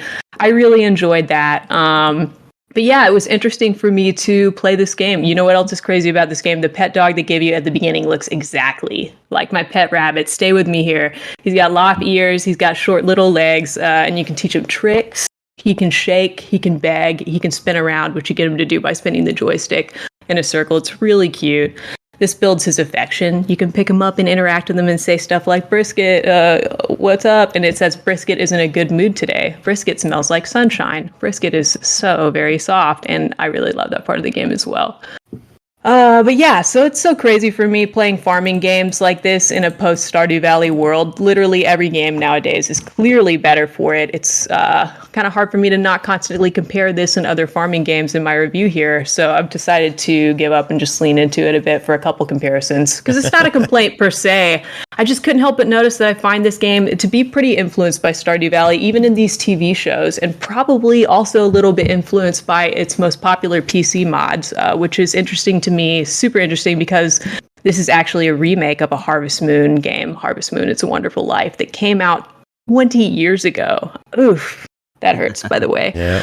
But yeah, this is very pretty Switch remake of the old Harvest Moon game of the same name, although the original is also similar graphics, and it does have this 3D kind of open worldy type style.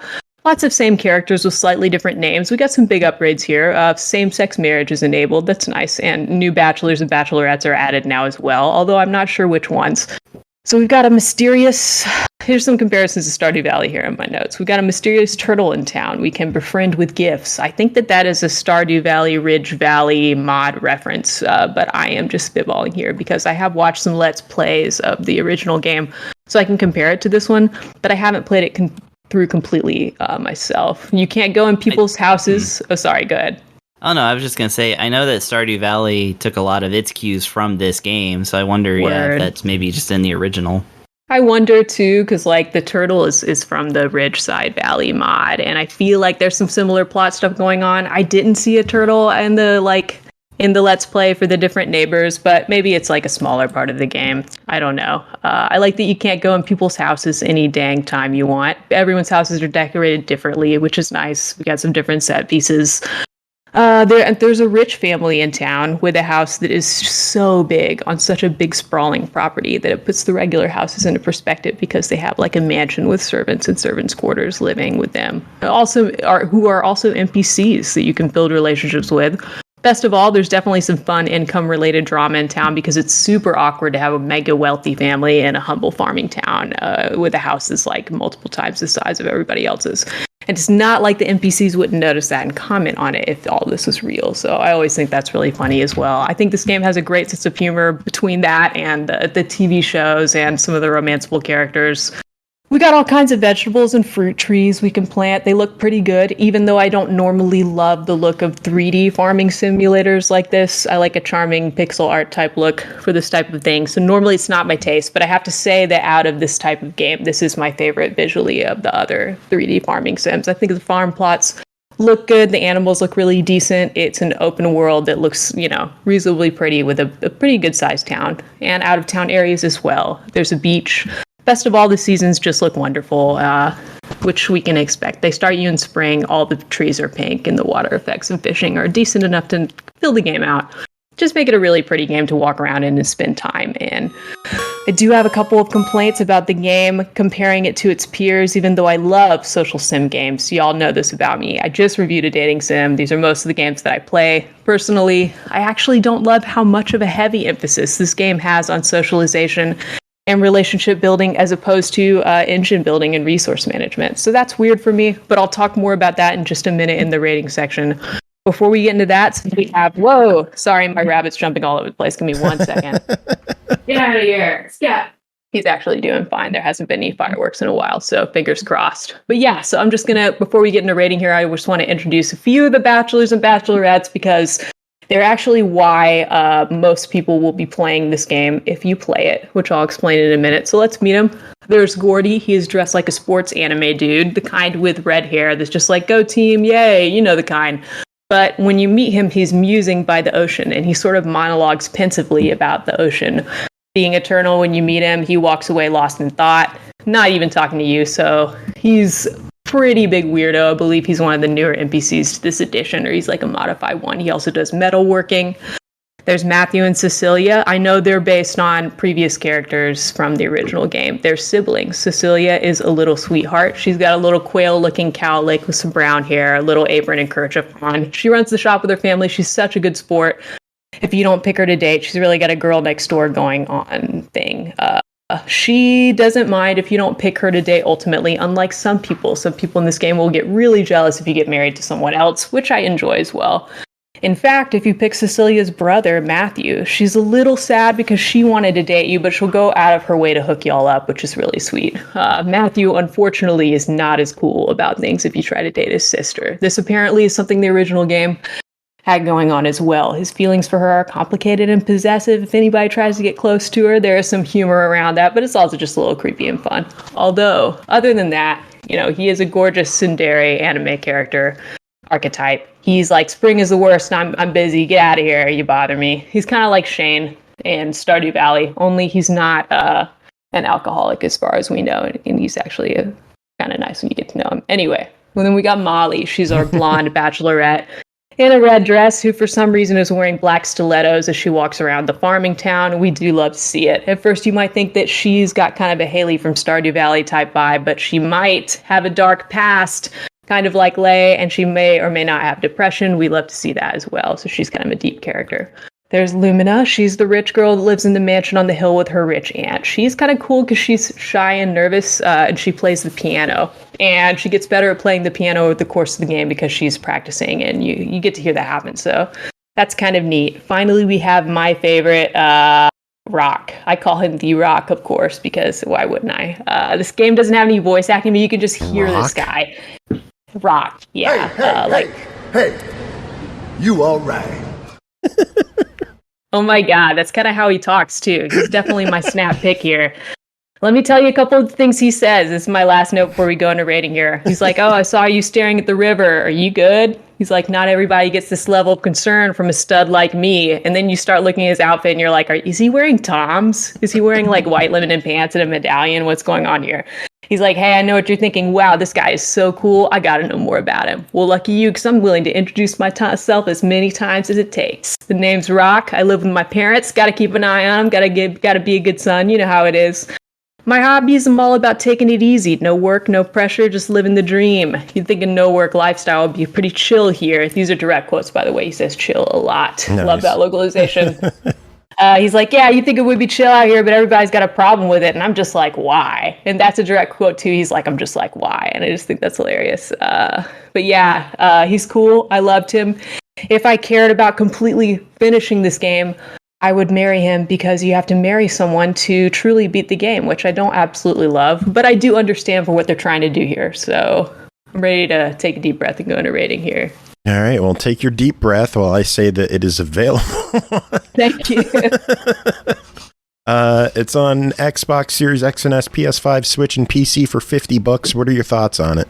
So this is a try it, maybe buy it for not farming game players, but dating game and life sim players, and for players who want a cozy farm sim that, while it can be a bit tedious in my opinion, it's definitely focused more around the social aspects of the game.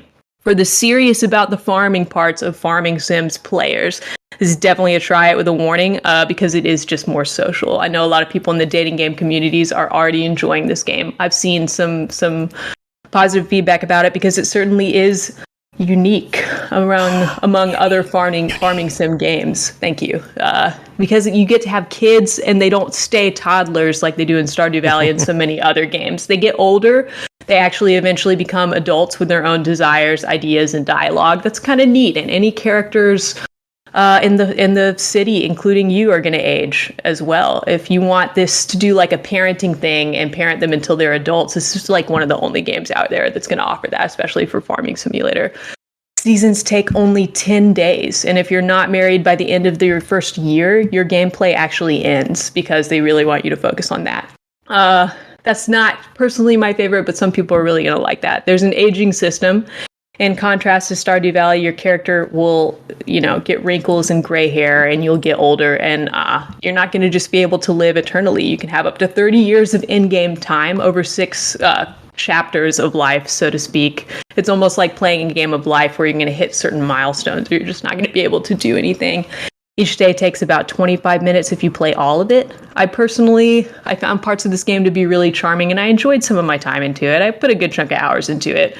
But I personally would get a little bit bored by the end of the day, especially once I got a bit more set up. I just didn't find there to be enough to do to truly fill all of my 25-minute days before I go to bed, even at a 10-day per season, 4 seasons per year game. I know it gets a little more hectic once you get way deeper into it, but that's another reason that this is more in the try it range for me. So know what you're getting into, and it does have a lot of really, really great comedic touches, dialogue touches, and reasonably deep social and relationship building here.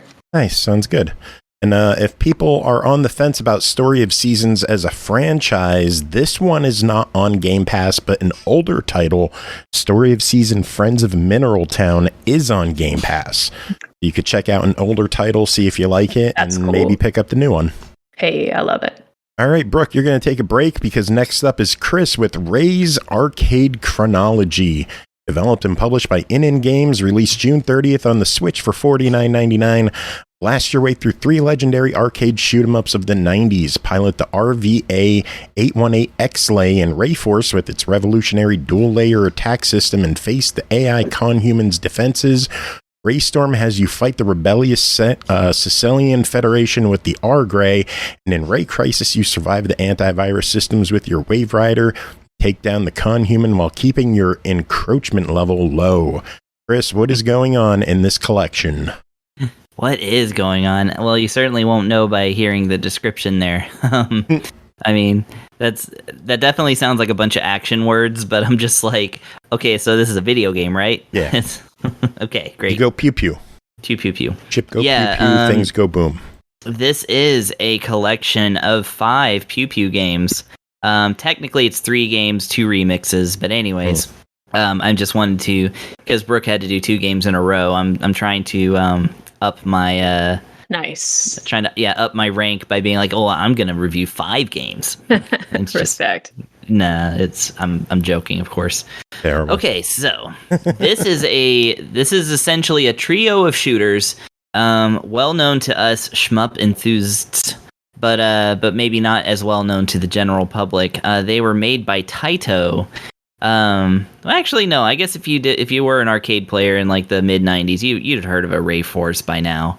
Anyways, so I don't even know, but I'm just saying, like, versus R-Type, Gradius, even some Darius, certainly compared to like an Ikaruga or whatever, it's just, you don't hear as much about it every day. But yeah, this is a trio of shooters by Taito, which started in the early 90s. Of course, Taito, as we know, basically the granddaddy of all shooters was created by them, and that would be Space Invaders. Never heard of it. Never heard of Space Invaders? Well, let me tell you. No, I'm just kidding. But yeah, like, Space Invaders, a fixed screen but vertical view shmup, and indeed, this is some more of that, but 15 years later, I guess. So basically, with what we graphics than Space Invaders. Yeah, well, I mean, if you like colors and like backgrounds and stuff, if that's your thing, I would say this is a buy it. Anyways, jumping ahead. So Rayforce, yeah, that's the first one, and that is unique to this collection. Oh wait, no, that's the proper word, unique, because Rayforce is not available in the other collection, so that's actually using unique the way it should be used. Yeah. Rayforce is basically, so it's weirdly this like kind of passion project by a team at Taito. When the team's, like, a little bit of history, I guess, when the team split off to work on different things, this team was specifically told, now don't go making any shooters. We don't need any more shmups. So y'all can make some games, but don't make any shmups. And they're like, hey, we're gonna make a shmup in secret. and they literally did work on like design documents, and like they came up with some ideas and stuff, and brought it back to Taito, who are like, okay, yeah, that's good, go ahead and make it. So that's what Rayforce is. It's a proof of concept essentially for this team. I just love that story because it's so. It's very, you hear that kind of story in Japanese development a lot, like how Link's Awakening was made because some of the programmers were just like, let's make a Zelda game for the Game Boy, even though nobody asked for one. Anyways, whatever. That's awesome. I'm getting into the weeds here, just like Zelda. Nice. Yeah. Womp womp. So yeah, this review is going to take forever if I continue on like this. So Rayforce is it's basically kind of a mash of like some different ideas that they had at the time. The biggest idea was the layer system. In fact, this game was called something else. I had it. Layer Section is what this game was renamed in Japan in its home release. Also known as Galactic Attack and Gunlock, depending on where you live. But yeah, Rayforce basically kind of took the concept that Xevious introduced and took it a step further. Now in Xevious, you would shoot stuff that was straight ahead of you because you're flying in the air, right? But there's also stuff on the ground shooting at you, and you have a separate button to shoot a different weapon at the things on the ground. Essentially, you would have a bomb that you could drop on enemies in Xevious. You'd see the same thing in Dragon Spirit from Bandai from Namco rather, when it was just Namco back in the day. And so this kind of took it a step further. It allowed for not only shooting straight ahead with with your regular gun that could be upgraded to be more of a spread shot, but you had a second button for locking onto up to 5 enemies. I think it was up to 5 or maybe 4, but a number of enemies, and then releasing like some laser guns at the same time. So not only are you moving around and shooting stuff, you're also kind of managing this target system that has a specific spot that has to connect with the enemy ship to lock onto them. So think like basically like Star Fox had, but of course this is from the top.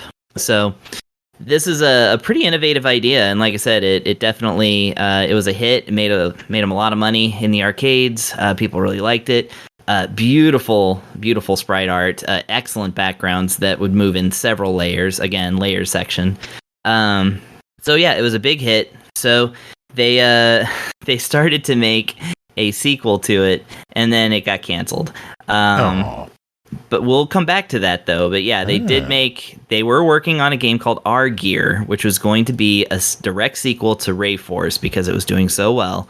But it got scrapped. Instead, things were, Taito's arcade gear was getting better. They were starting to use these 3D boards that were really nice. I won't get into the technical aspect of that because trust me, Wikipedia's got your back on that one. If you want to read paragraphs about the chips that went into these things. Please don't. So then they came. No, I'm not. So they came up with, and in fact, the game itself, the text when you're choosing a game will tell you all about the hardware. So they got this 3D chip. So they were like, let's make a 3D version of this called Raystorm.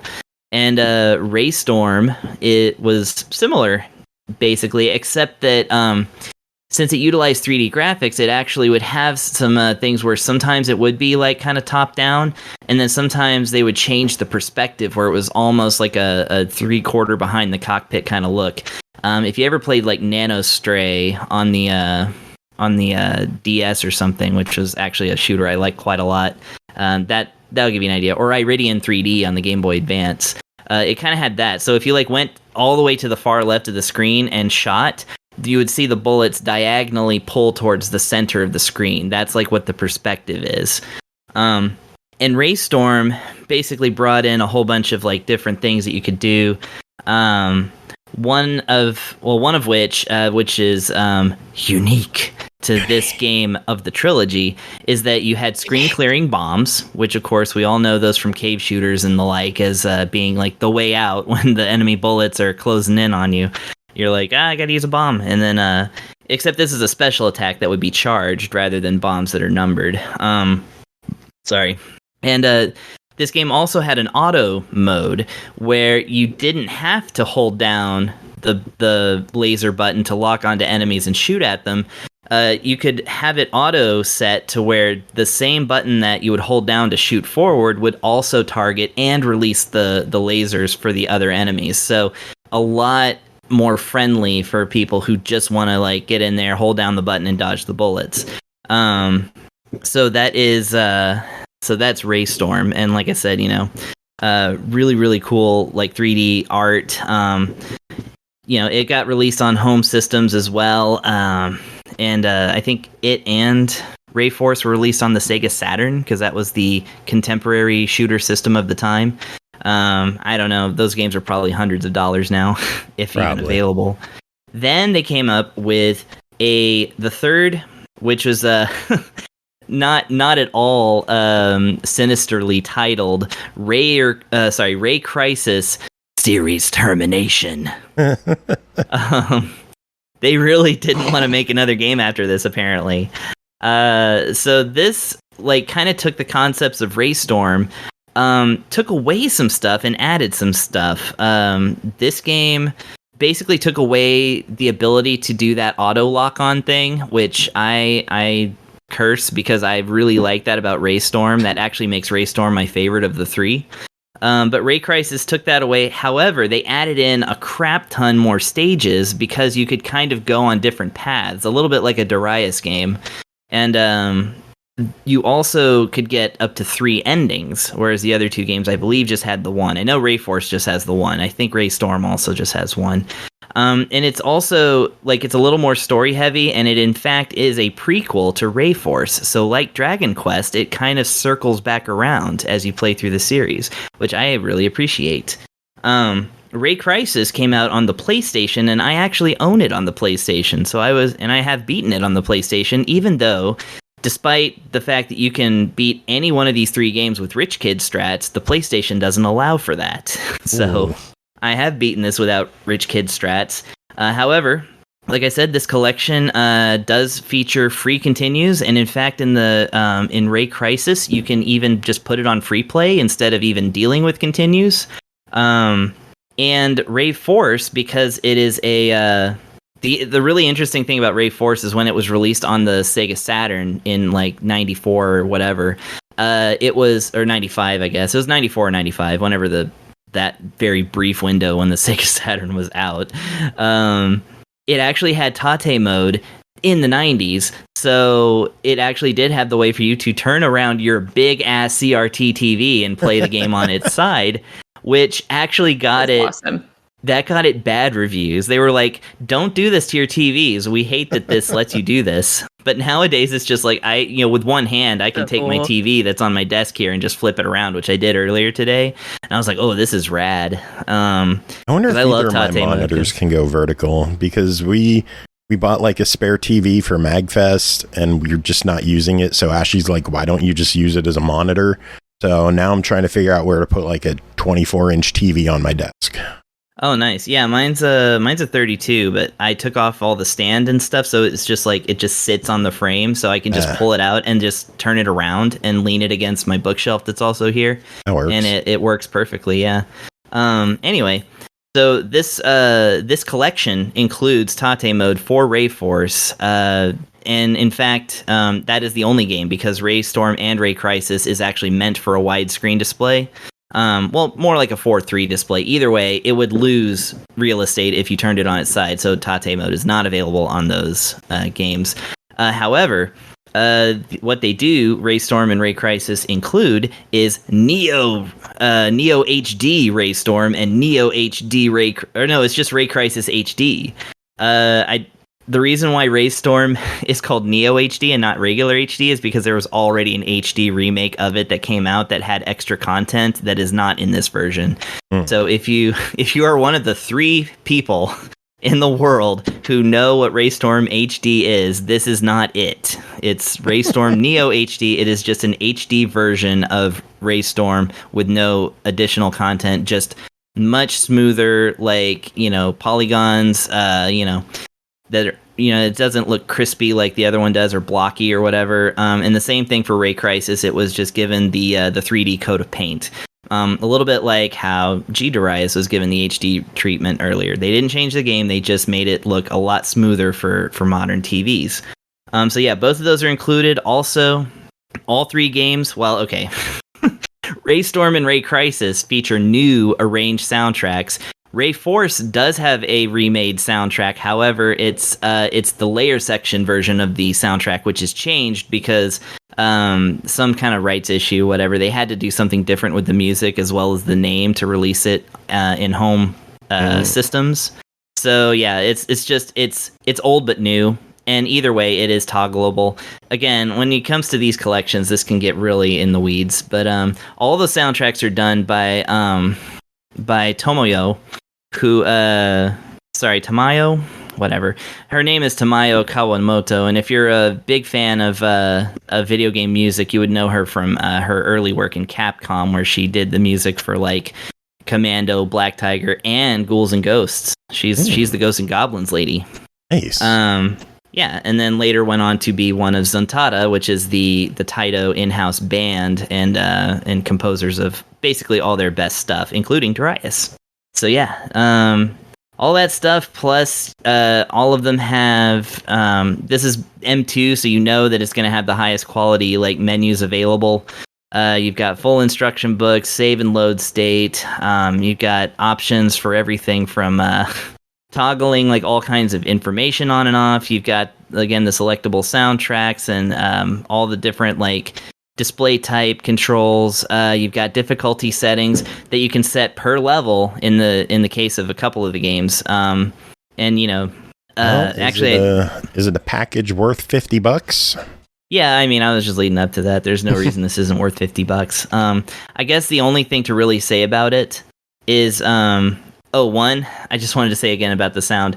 You can actually add in an arcade ambient sound that is toggleable. It's like recreates the sound of an arcade in Akihabara, and I've been to an arcade in Akihabara. I'm actually happy to say, yeah, I mean it just sounds like kind of weird, sinister mechanical noises. So I thought it would be like people talking and stuff, but it's really not. It's just like, I don't know, just the sounds of a factory, no? Yeah, I was like, okay, whatever. But yeah, so this is coming out along with another collection from ININ, which is like, I think it's called like Ray Storm X Ray Crisis. Yeah, that's only as far two as I know. Yeah, as far as I know, that's just the Ray Storm and Ray Crisis as presented in this collection, the HD versions and the regular versions. Probably the same menus and everything, knowing this company. And that's like $10 less, so you're basically paying $10 to include Ray Force, which I would say absolutely worth it. I would definitely pay $10 for just Ray Force, no problem at all. And if you're buying the physical version, this is what I was leading up to. If you buy the physical version of this game, it actually will include the unfinished one stage that is available of Our Gear, which is the sequel to Ray Force. I guess they didn't want to include it in a digital collection because maybe somebody would complain. I don't know. Maybe they just wanted an incentive to buy the physical version. But either way, just know that if you're buying the digital version, there is one little bonus goodie that you are going to be missing versus the physical version. So that might be worth considering in your purchase anyway. But either way, no matter what, this is definitely a buy it. Great slice of shmup history. Re-released or developed by M2, the best in the biz. Put out by ININ, who I'm a huge fan of. So yeah, absolutely go out and buy this if you're a Pew Pew fan. Well, sounds good. Yeah. All right, I promise my other 2 reviews are going to be shorter than that. I hope. It's been with 3 reviews in an hour. That's impressive. Yeah. Next up, Kingdom of Shattered Stone, developed by AKrCos and Casey D'Ambrosio, published on the Dorian app, a free-to-play app on iOS and Android. Hearts and coins are available for purchase in bundles ranging from $1.99 to $49.99. Find out more at dorian.live. Brooke, you're going to be talking about the game and the app as a whole. Go ahead. What do you want to say about this? That's right. Well, first I'm going to describe a little bit about the app and then a little bit about the game. So yeah, as a romance game, super dork. As y'all know me, I thought I'd seen it all for places to find romance games, webcomics, apps, but this was a new one to me.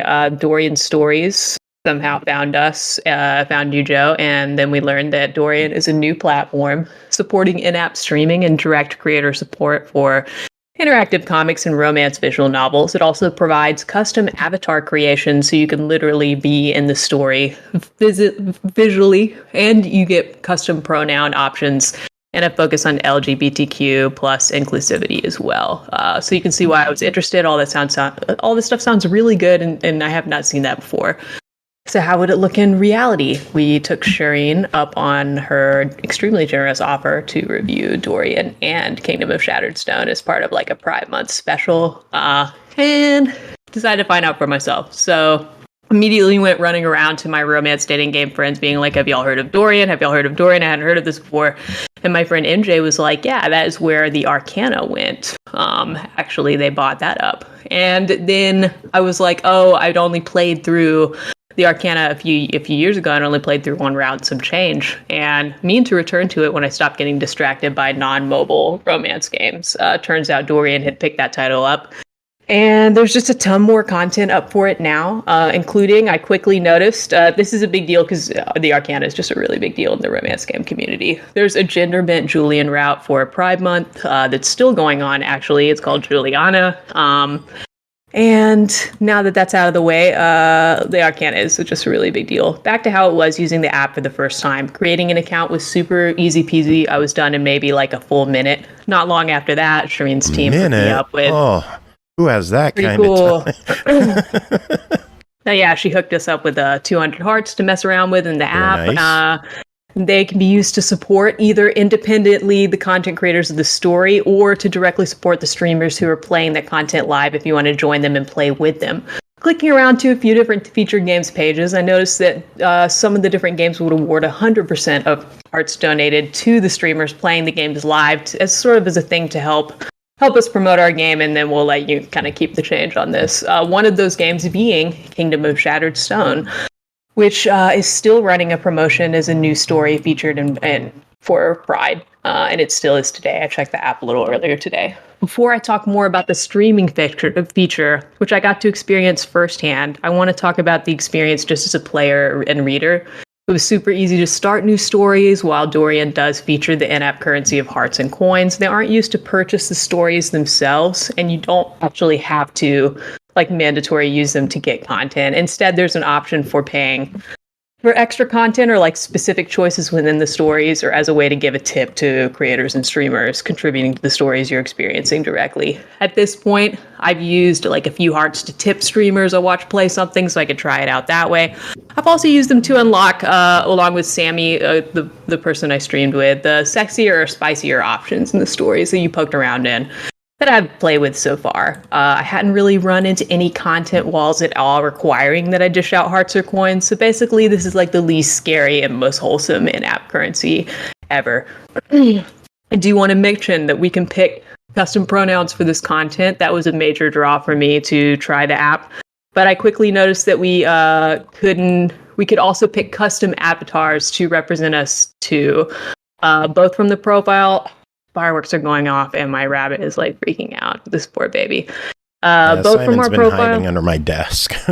Dude, poor Simon's been through enough. I know. So we can let me find my notes again. We can pick custom avatars to represent us too, both from our profile as a default option for all new games, and it almost works like. I haven't actually done this personally, but you know how the Facebook meta avatars will let you design based on what you look like in real life, and you can try to make something that kind of looks like you, and it has a bunch of different skin tones and features and hairstyles and stuff like that. That's kind of what you're doing here. It kind of builds you your own anime character that will sit there in the stories. No matter what story you pick, you can always default to that if you make one and put it on your profile. What else is cool? You can also pick one from each game separately. Once you pick an avatar, you don't have to commit to that one for each game. Given a lot of games, Kingdom of Shattered Stone has designed a main character in mind. You're playing as the main character, Albe, and if you want to use his sprite, which has a bunch of different variations for emotions and stuff, you can always play like their default recommended choice. It'll have a little star next to it if the designer of the game has a character they recommend you play, but you don't have to. I personally went with the sprite. Now, there's exactly one complaint I've heard about Dorian so far from the dating game community after I threw it out there to ask more, and that's that we have these, so-called custom avatars you can design within the app's avatar engine. There's a limitation at this time. You can only in-app design a female presenting avatar. A couple people have said things like, oh, if Dorian is so inclusive, why would this be an issue? Here's what I have to say in Dorian's defense on this front. Dorian's pretty new. They're working on this feature now. Even from the screen, they're like, hey, this is coming soon as possible.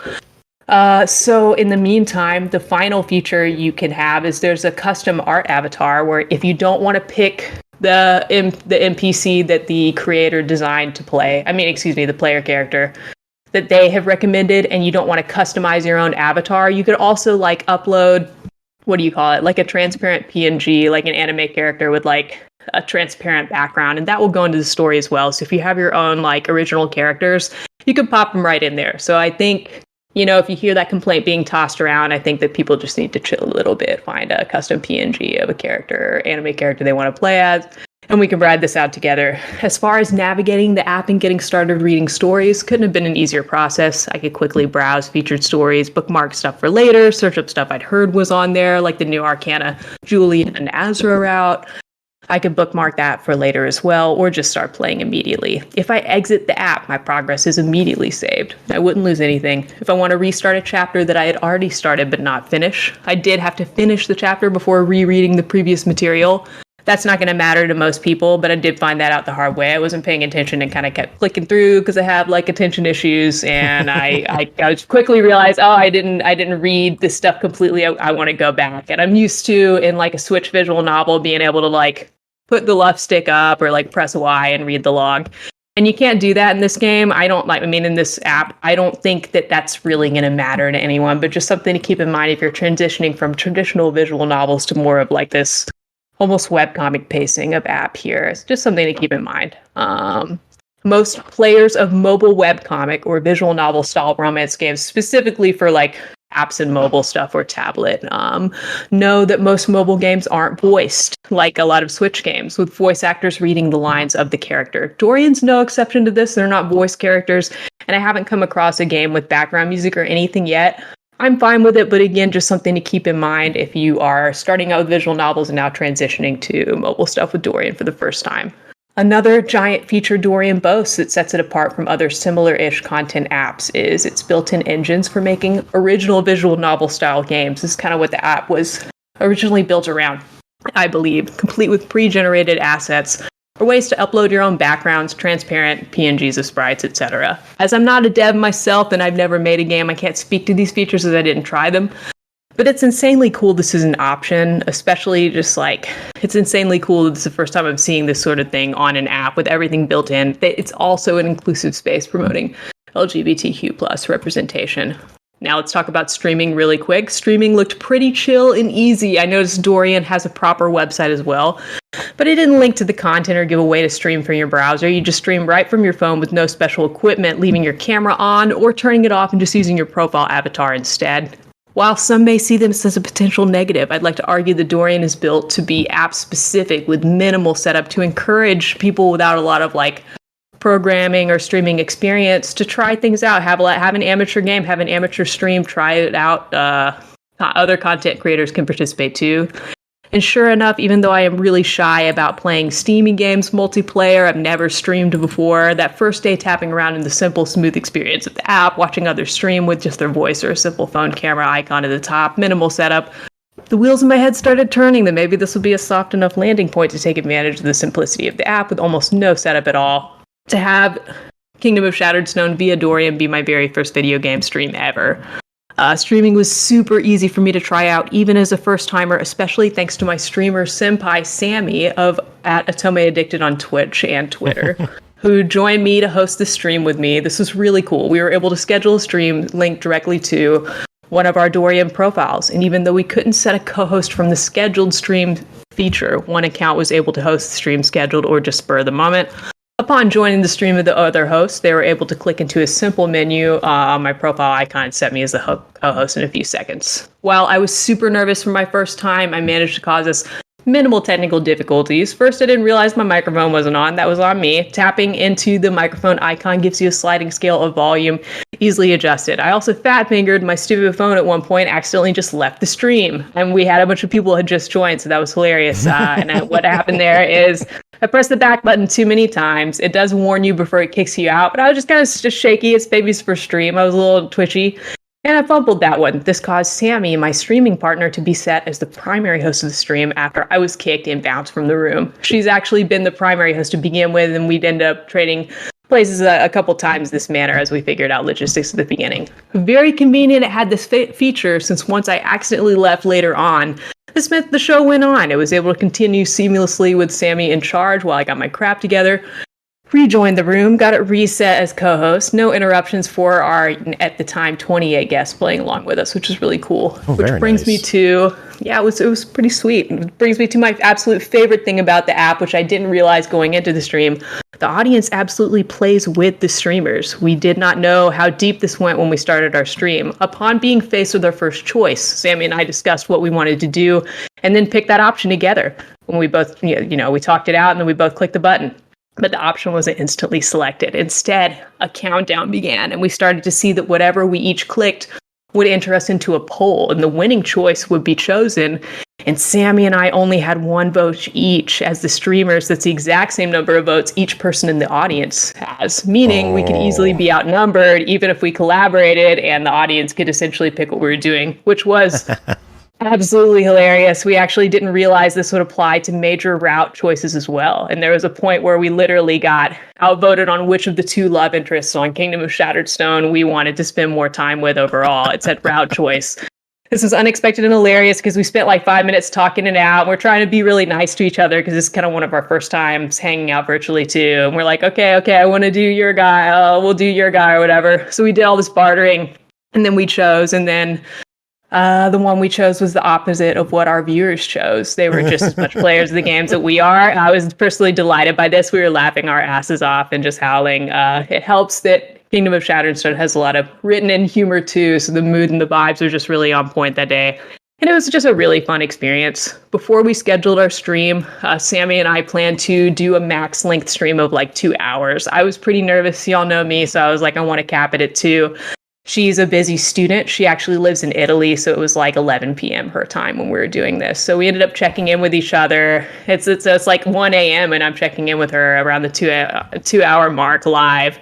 And our fellow players got to hear us be like, "Are you good to keep going?" Yeah, me too. And we quickly decided to just keep playing as long as it took to finish the game.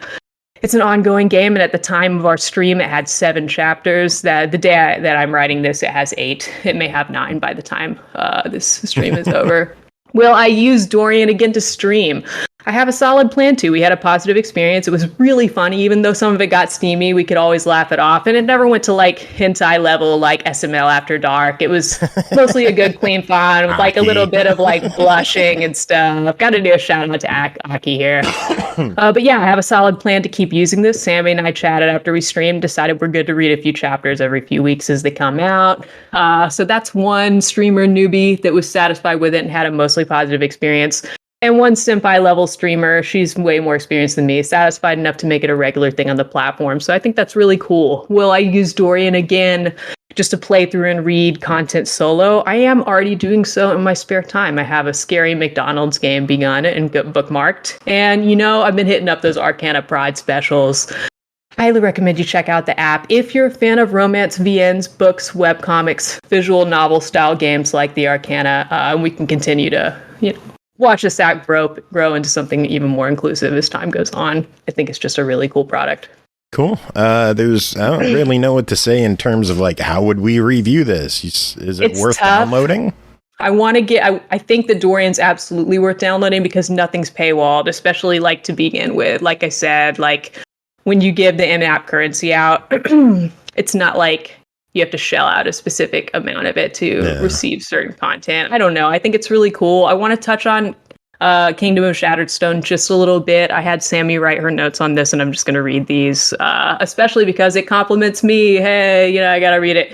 Anyway, she said, here are Sammy's thoughts on Kingdom of Shattered Stone. I had the pleasure to play and live stream the first 7 episodes of Kingdom of Shattered Stone together with Brooke. Oh my god, that's me. I had the greatest time because the company was amazing and the game captivating. I only had to pay her like $100 to say that. Kingdom of Shattered Stone had already drawn me in before starting to play it, since the story overview described it as an inspiration from a book series I love, A Court of Thorns and Roses. The game is indeed similar to the book series in the setting. In fact, playing the game, you get immersed in the Kingdom of Fairies, and one of the love interests is the Fae King himself. The main character, Albay, was full of surprises. He could be lost and meek one time, then turn into a courageous and daring lover the next. We found out a little bit about his past, and I think his actions are understandable, given his history. Excuse me, my sinuses are so messed up today.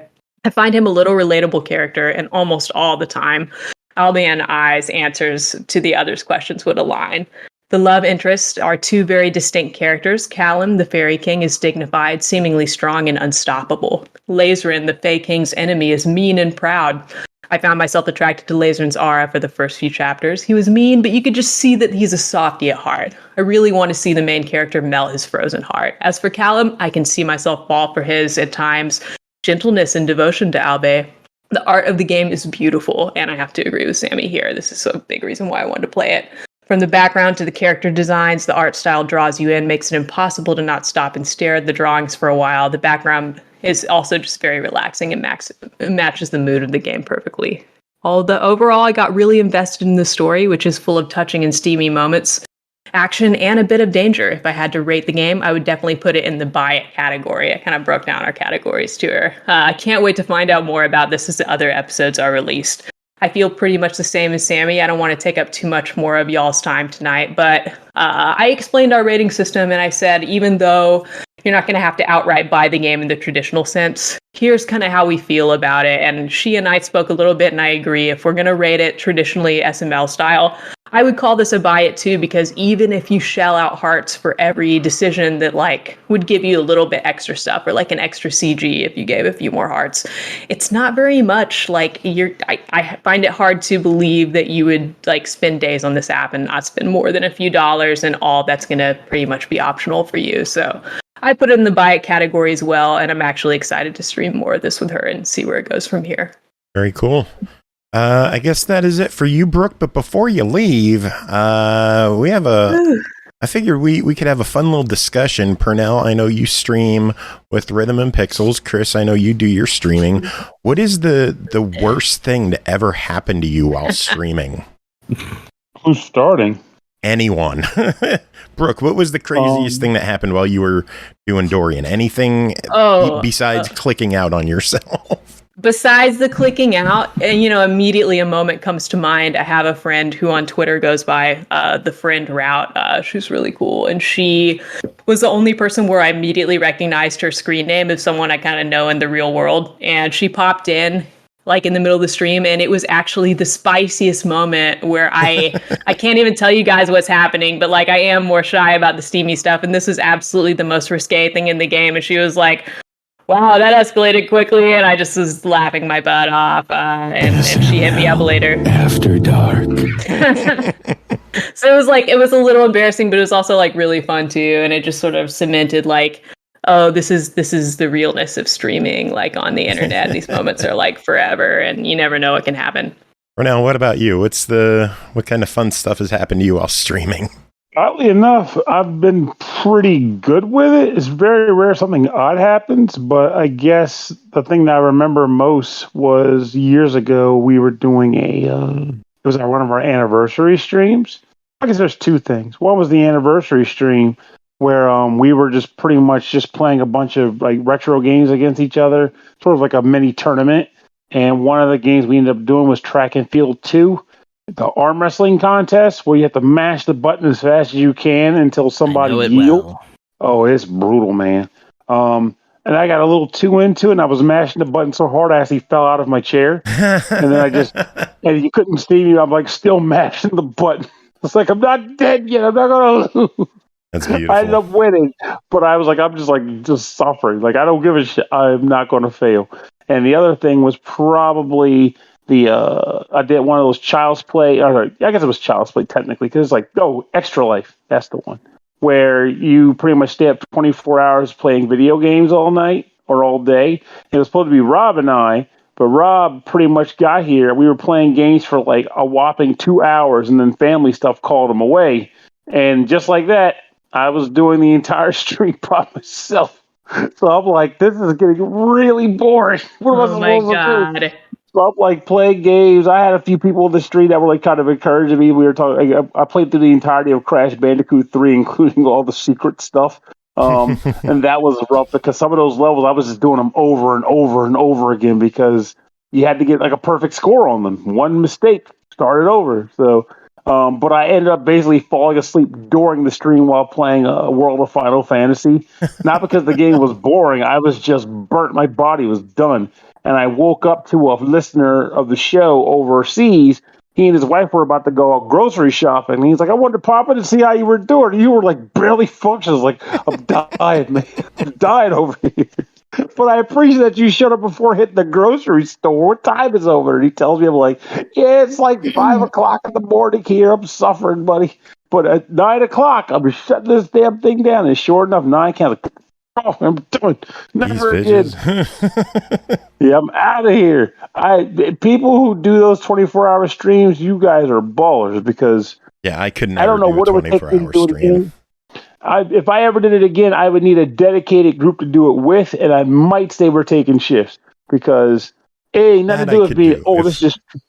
If we do like an SML group stream and like Jacob comes up and you come up, and I doubt you two would be able to make it because, you don't live within reasonable distance. Maybe Tim could come down if he's crazy enough.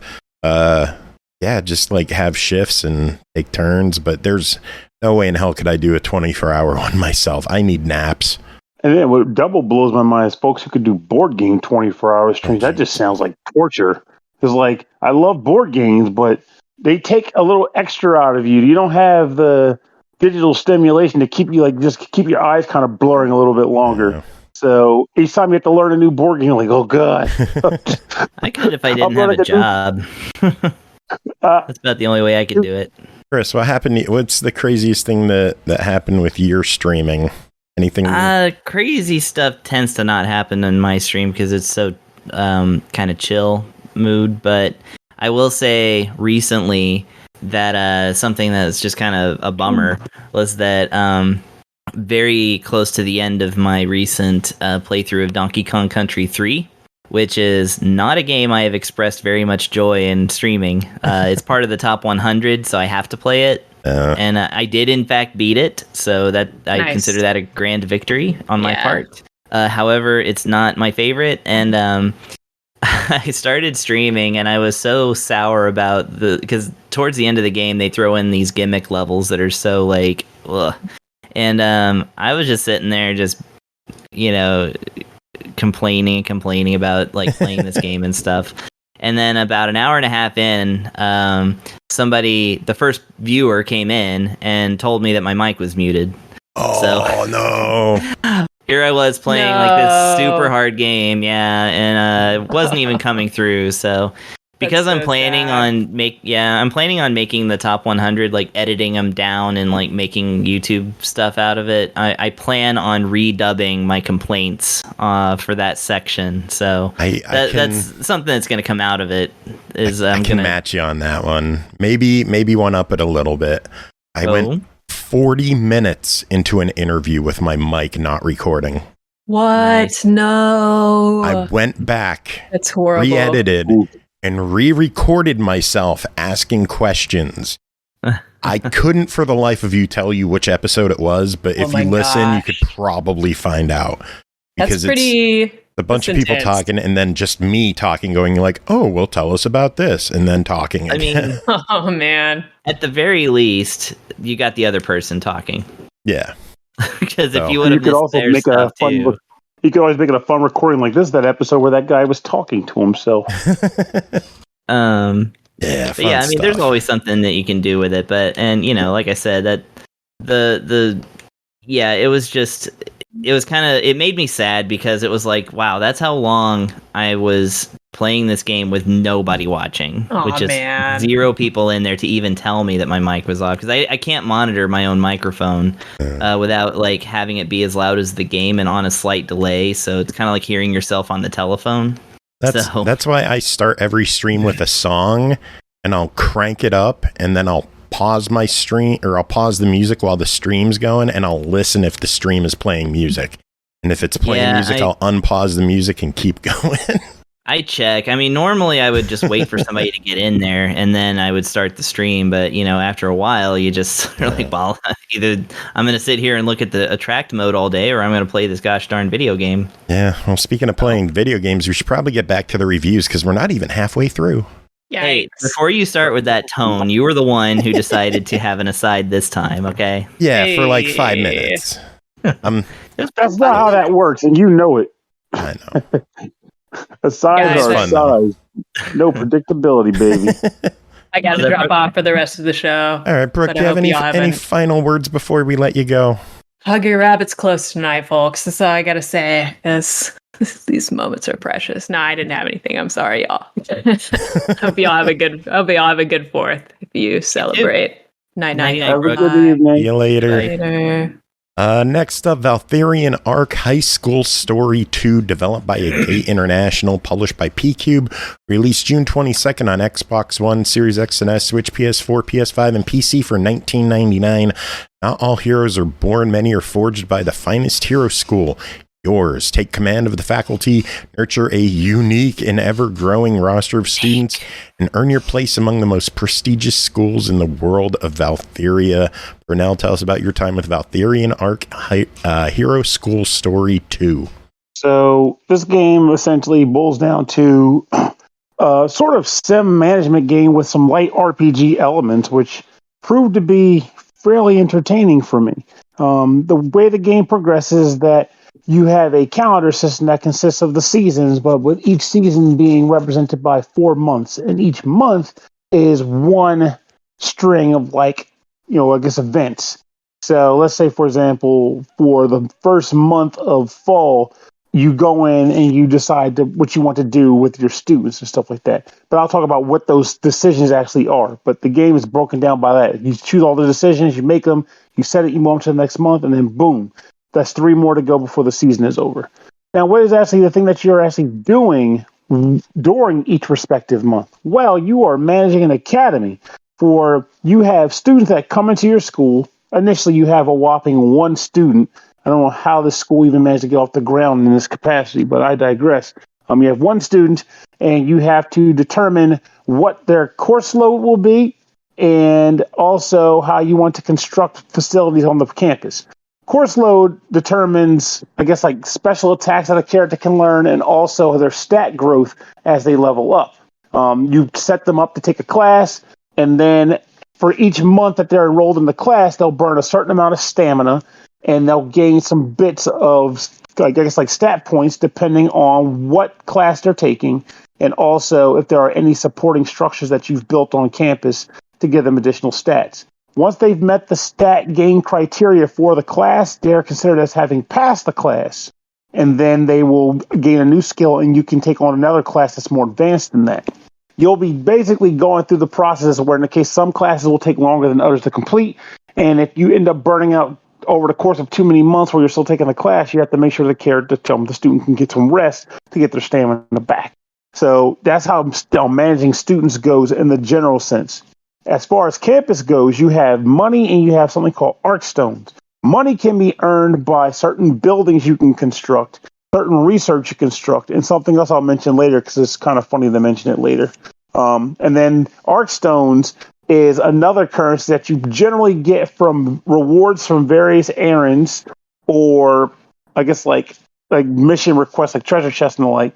But also every season or so, the students themselves will actually give you currency or give you arc stones, sort of like paying their tuition. So the more students you've got, the more tuition they're going to pay you for, and yada, yada, yada. So you're going to be doing a whole song and dance of juggling these resources basically to take care of the students and set them up for classes, purchase new facilities that manage on the school grounds, of which these facilities do a variety of different things, whether it be a student market, which can be used to purchase, but you basically acquire money because it generates revenue for the school, or something like a gym, which allows people who are taking physical classes to get higher physical proficiency. So basically, they learn better and faster for physical courses.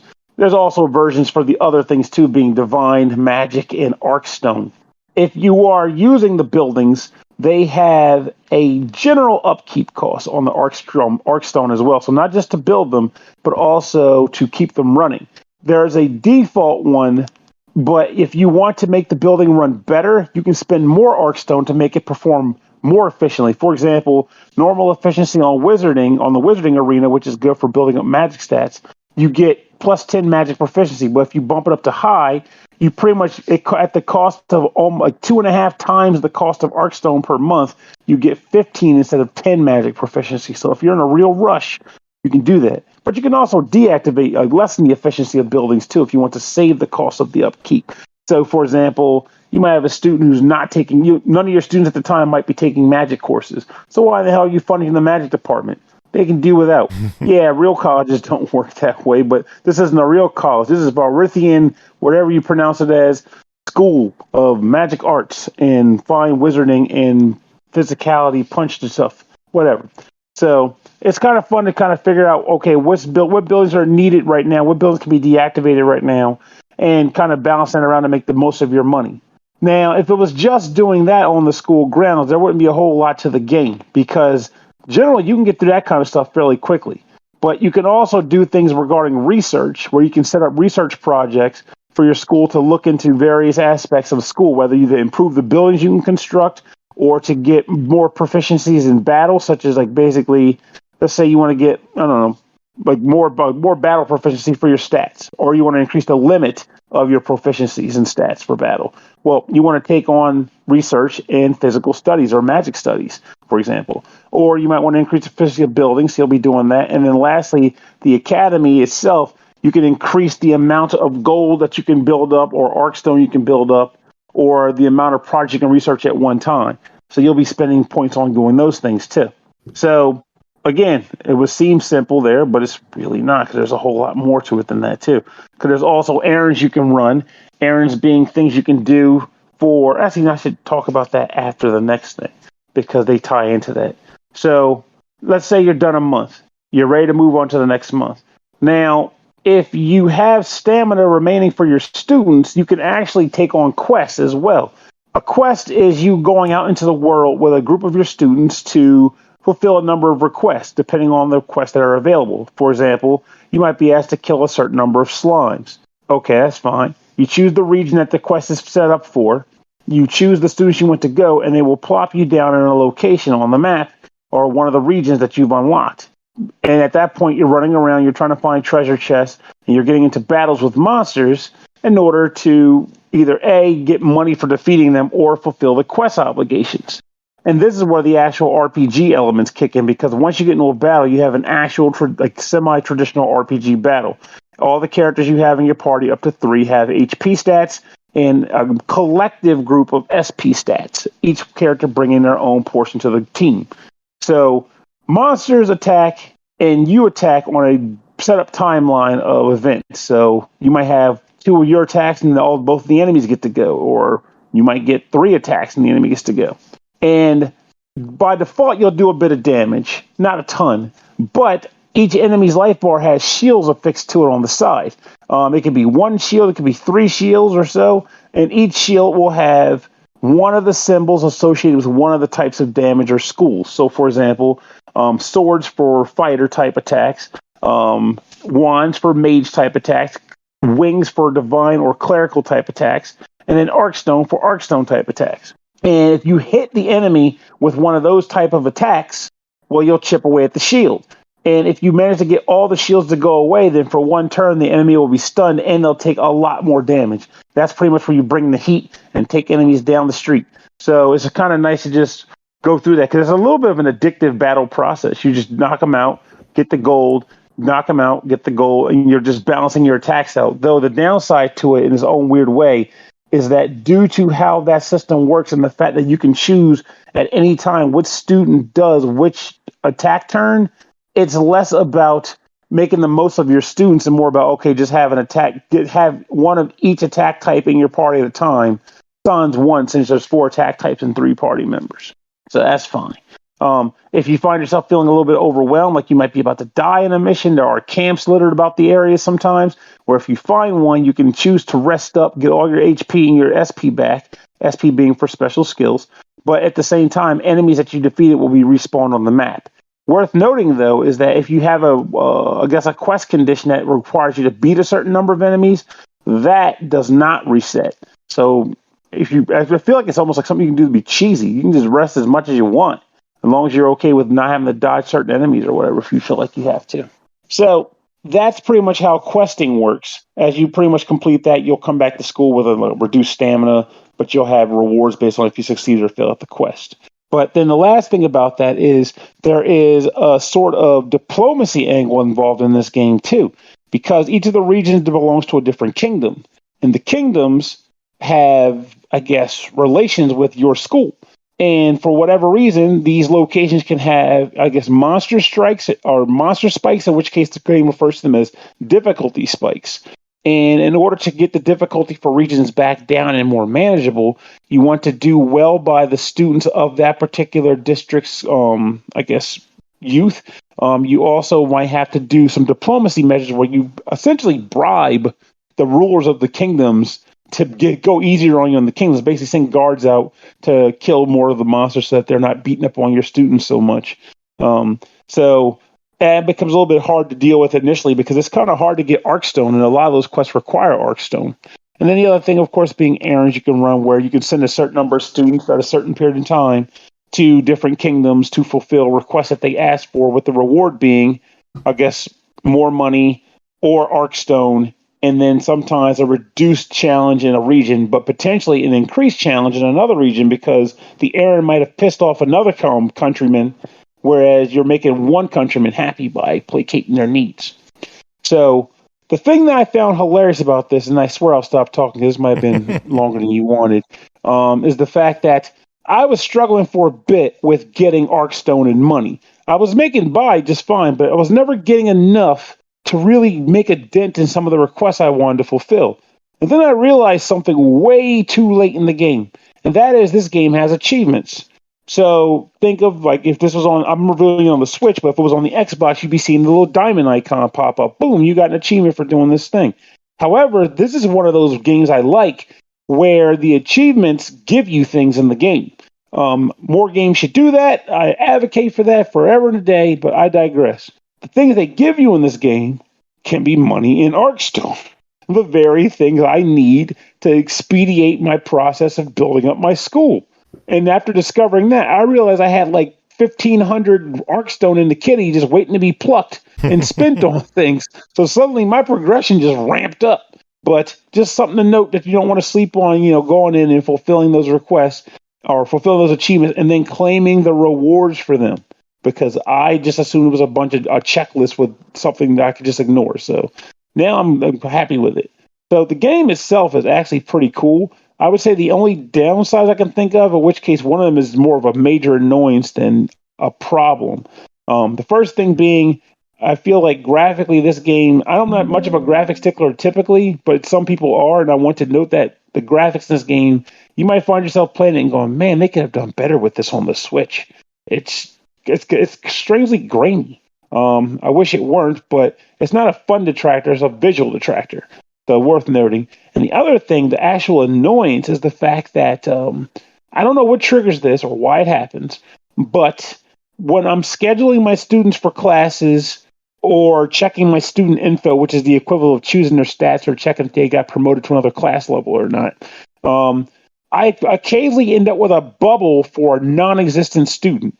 So it'll be like 1, 2, 3 students, and then another student that is non-existent. It'll be a fourth bubble that when you selected, it shows you nothing, but it has occasionally it'll repeat stats for another person on occasion just to fill the slots in or whatever. But it's basically a dead slot that takes up a spot, and I don't know what does to make it go away. At one point, I tried to start the whole game over, and it was gone for a while, and then it came back. So I don't know what to make of it. It's strange, but it doesn't break the game so much as it's just annoying because the game will give me this little warning in the corner every once in a while saying, like, there's a student that's preparing to rest up, basically saying, do you really want this student to rest up? You might want to check on that.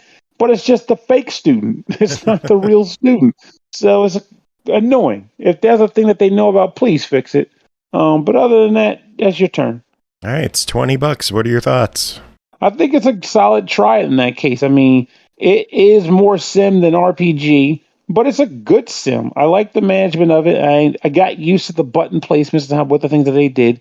And I like the little story vignettes that pop up in between the occasional month chapters, which kind of gives a little bit of more personality to the game as well. And I totally forgot about the occasional events that can occur that determine, whether or not you get a specific reward based on the choices you make, or the mini games you can play, where you take a student through a school event that can yield rewards too. It's a solid game. I think it's fun. Some people might feel put off by by what they think the game may be, but from my perspective, it's a high-end try. Cool, sounds good. For some reason, it is not on the Xbox store yet. It is available on Switch and PlayStation. I don't know why it's not on the Xbox store. There's been some weirdness with the Xbox store. Like the game Omori. Is it possible just delayed? I don't know. The game Omori just left Game Pass, and now it's gone from the store completely. And no one knows what the hell's going on. That's strange. So, I hope it comes back because Omori's good. Yeah. It's like the game Lost Child left the Switch eShop for no real reason. I mean, other than it did. Yeah, they put it down. I tried to tell everybody on Twitter about this, but of course, Twitter being what it is. But yeah, they marked it down to $5, down from its original $50 price tag, and then they said, yeah, after this week, it's going to be gone forever. So here's your chance to snap it up. And of course, physical copies are like $200 or $300 now. Jeez. And that was before, so probably and even more now. When you said that, I realized I do remember the tweet where they said that it was going to come down. People were like, "What the hell? Why is that going on?" And of course, other people like myself were like, "There's another reason to say not to lean heavily on digital if you can help it." Though, in and of itself, was a weird vibe too. Given the nature of physical on Switch is also a nightmare, so I can't condemn or instruct on that. Yeah, cause it's not too great. Well, it comes with your cart updates and stuff. Yeah. Thimber saying Omori was delisted everywhere apparently, so something's going on with that game. I know. You know what it might be? Though I'm not sure if this is the case here. Back when I first played through it, there was something that came out where one of the guys who composed the majority of the music in the game was getting some like domestic dispute claims or issues brought up against him. Slime Girls was their name, I think it was. But yeah, they were dealing with some stuff, like some skeezy stuff. Well, and I mean, Well, now Horror Acolyte saying it's fine on other platforms, so I don't fucking know. We got to move on. There's still too many games to talk about. We got to move on. Happy holidays, folks. Speaking of, Ashley just texted me. She's like, "We got our first injury." Don't let your kids hold fireworks, kids. From what? Oh, the fireworks. Yeah. By the way, fact check claim, Omori is on the Switch eShop. Oh, there you go. Remember, you're wrong. Haha. It's good though. Buy it anyway. So it's just on Xbox for some reason that it's missing. I don't know. Anyway, next game to talk about is Goodbye World, developed by Isolation Studio, published by PM Studios and Flyhigh Works, released June 30th on Xbox One, Series X and S, PS4, and PS5 for $11.99. Goodbye World is a narrative adventure game played through 12 stages of a puzzle platformer while following the two protagonists through 13 chapters of their story. Chris, what is going on in Goodbye World? Okay, so Goodbye World is essentially a narrative story. Sometimes folks call these a walking simulator, but there's actually precious little walking in the game. So it really is, but it's not quite a visual novel because you don't make choices, right? It's a narrative that you see through from beginning to end. And the narrative is broken up, like I said, or like they say, into several chapters. Each one is punctuated by a Game Boy-like game that you actually do get to play through. the game, of course, does tie in narratively to the game. So I'll talk about the story a little bit. It's basically, it's one of those things. Okay, so you know how they people in Hollywood love to make movies about Hollywood, right? And people who write songs love to write a song about writing a song. This is an indie game about making an indie game. So that's kind of like what it is. It's very insider, personal experience kind of thing. Deals with it essentially kind of deals with a friendship, of course, that's built around creating a video game together. One person is the programmer, one person is the artist. But it also kind of explores the idea of a much more universal idea that I found myself relating to, which is basically kind of can I dedicate myself to this art if nobody is really buying it enough to sustain the cost of living, which is nowadays extremely high. Even for if you have a regular ass job, you can't afford to live, right? So that's kind of how it is. So much less if you're focusing on putting out art that people aren't really paying for, how long can you sustain that kind of life? And the pressure of do I appeal to the masses? Do I stick to my guns and just hope for that one in 1,000 miracle of getting to do what I want to do and getting paid for it, right? Heavy stuff, right? The game runs I would say generously about an hour. This is about an hour-long video game. And like I said, it's that you get sequences in set pieces, really nice pixel art of characters who have actually kind of reminded me of those Hit Point Kemco games where in a Hit Point RPG, not any of the others, if you stand still in a Kemco X-Create RPG, your hair blows, even if you're indoors. That's the idle animation is just hair blowing. But in any Hit Point RPG, your character's kind of doing this thing where they're kind of bending their knees and spreading their arms a little bit and just kind of bouncing in place. That's even Raging Bites, which is a horror game, you still got characters doing that, right? This game is like that. Your characters are constantly bobbing up and down for some reason. That took me out of it a little bit, but anyway, it is still again two characters, sometimes a couple others that are going around these set pieces and talking to each other and just kind of exploring their feelings and issues and their tensions. And the programmer character, who's kind of the main protagonist, right? By the way, both the characters are female. Anyway, the main character, she is constantly playing on a console, on a portable console, public domain, that suspiciously looks like a Game Boy. And in fact, it every time the game starts up, it does the little thing, where the Game Boy logo comes to the middle of the screen, goes the ding. Except that you ever have a dirty cartridge and it just shows garbage graphics instead, but it still does the ding? That's actually what this game does. It censors the Game Boy portion of it by showing garbage graphics. And yeah, you play, because this person is constantly distracted and playing their own game on a Game Boy, you get to play this game, and it is itself a puzzle platformer where you break blocks, which adds them to your inventory, and then you can add those blocks in a limited way to the level in order to overcome obstacles and enemies. It's actually a really good, clever little puzzle game, but I can see why they wanted to add more to it in order to charge full price for it, because yeah, it's pretty simple. Definitely reminds me a lot of Godzilla on the Game Boy, of all things, which I actually used to speedrun because my life is weird. But yeah, you get to play through the game. The game itself is fun. However, you are playing it while looking at a Game Boy that is moving up and down. That, is another person playing it. It's not exactly full immersion into this Game Boy game. And yeah, just basically the game does tie in, without saying any spoilers, basically the end of the narrative and the end of the game coalesce into this kind of into this sort of artistic statement. let's say. So it is actually worth it to pay attention to both the narrative and the video game while you're playing it. Anyway, so that's that. The options for the game. So the game is glossed over in this shader that makes it look like it's on old display. It's kind of greasy looking. You can thankfully turn this off. You can also turn off a kind of noise filter that's also put on it, so you can just look at the game the way it was actually created. I appreciate this a lot. They weren't there. They're turned on by default, and if you watch a YouTube video of it, you'll see it.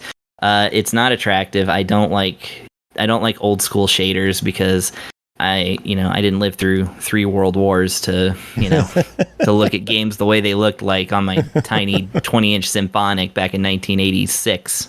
So anyways, this is a cool game. Is it a fun experience worth $12? Well, so here's the thing. $12 will get you a lot in digital games, especially in the indie market. The game's length will really kind of hold it back as far as that goes. Like I said, even if you fail the actual gameplay part, the story continues. You don't actually just get to replay it. I mean, you can. Well, you can redo a life if you screw yourself up if you didn't solve the puzzle. But I noticed one of the later stages, I did restart enough times that I lost all my lives, and then the story just continued. Like I didn't get to go back and play through that level. So I was like, oh, okay, so. Literally this game is an hour, whether you like it or not, unless you just hold it still forever.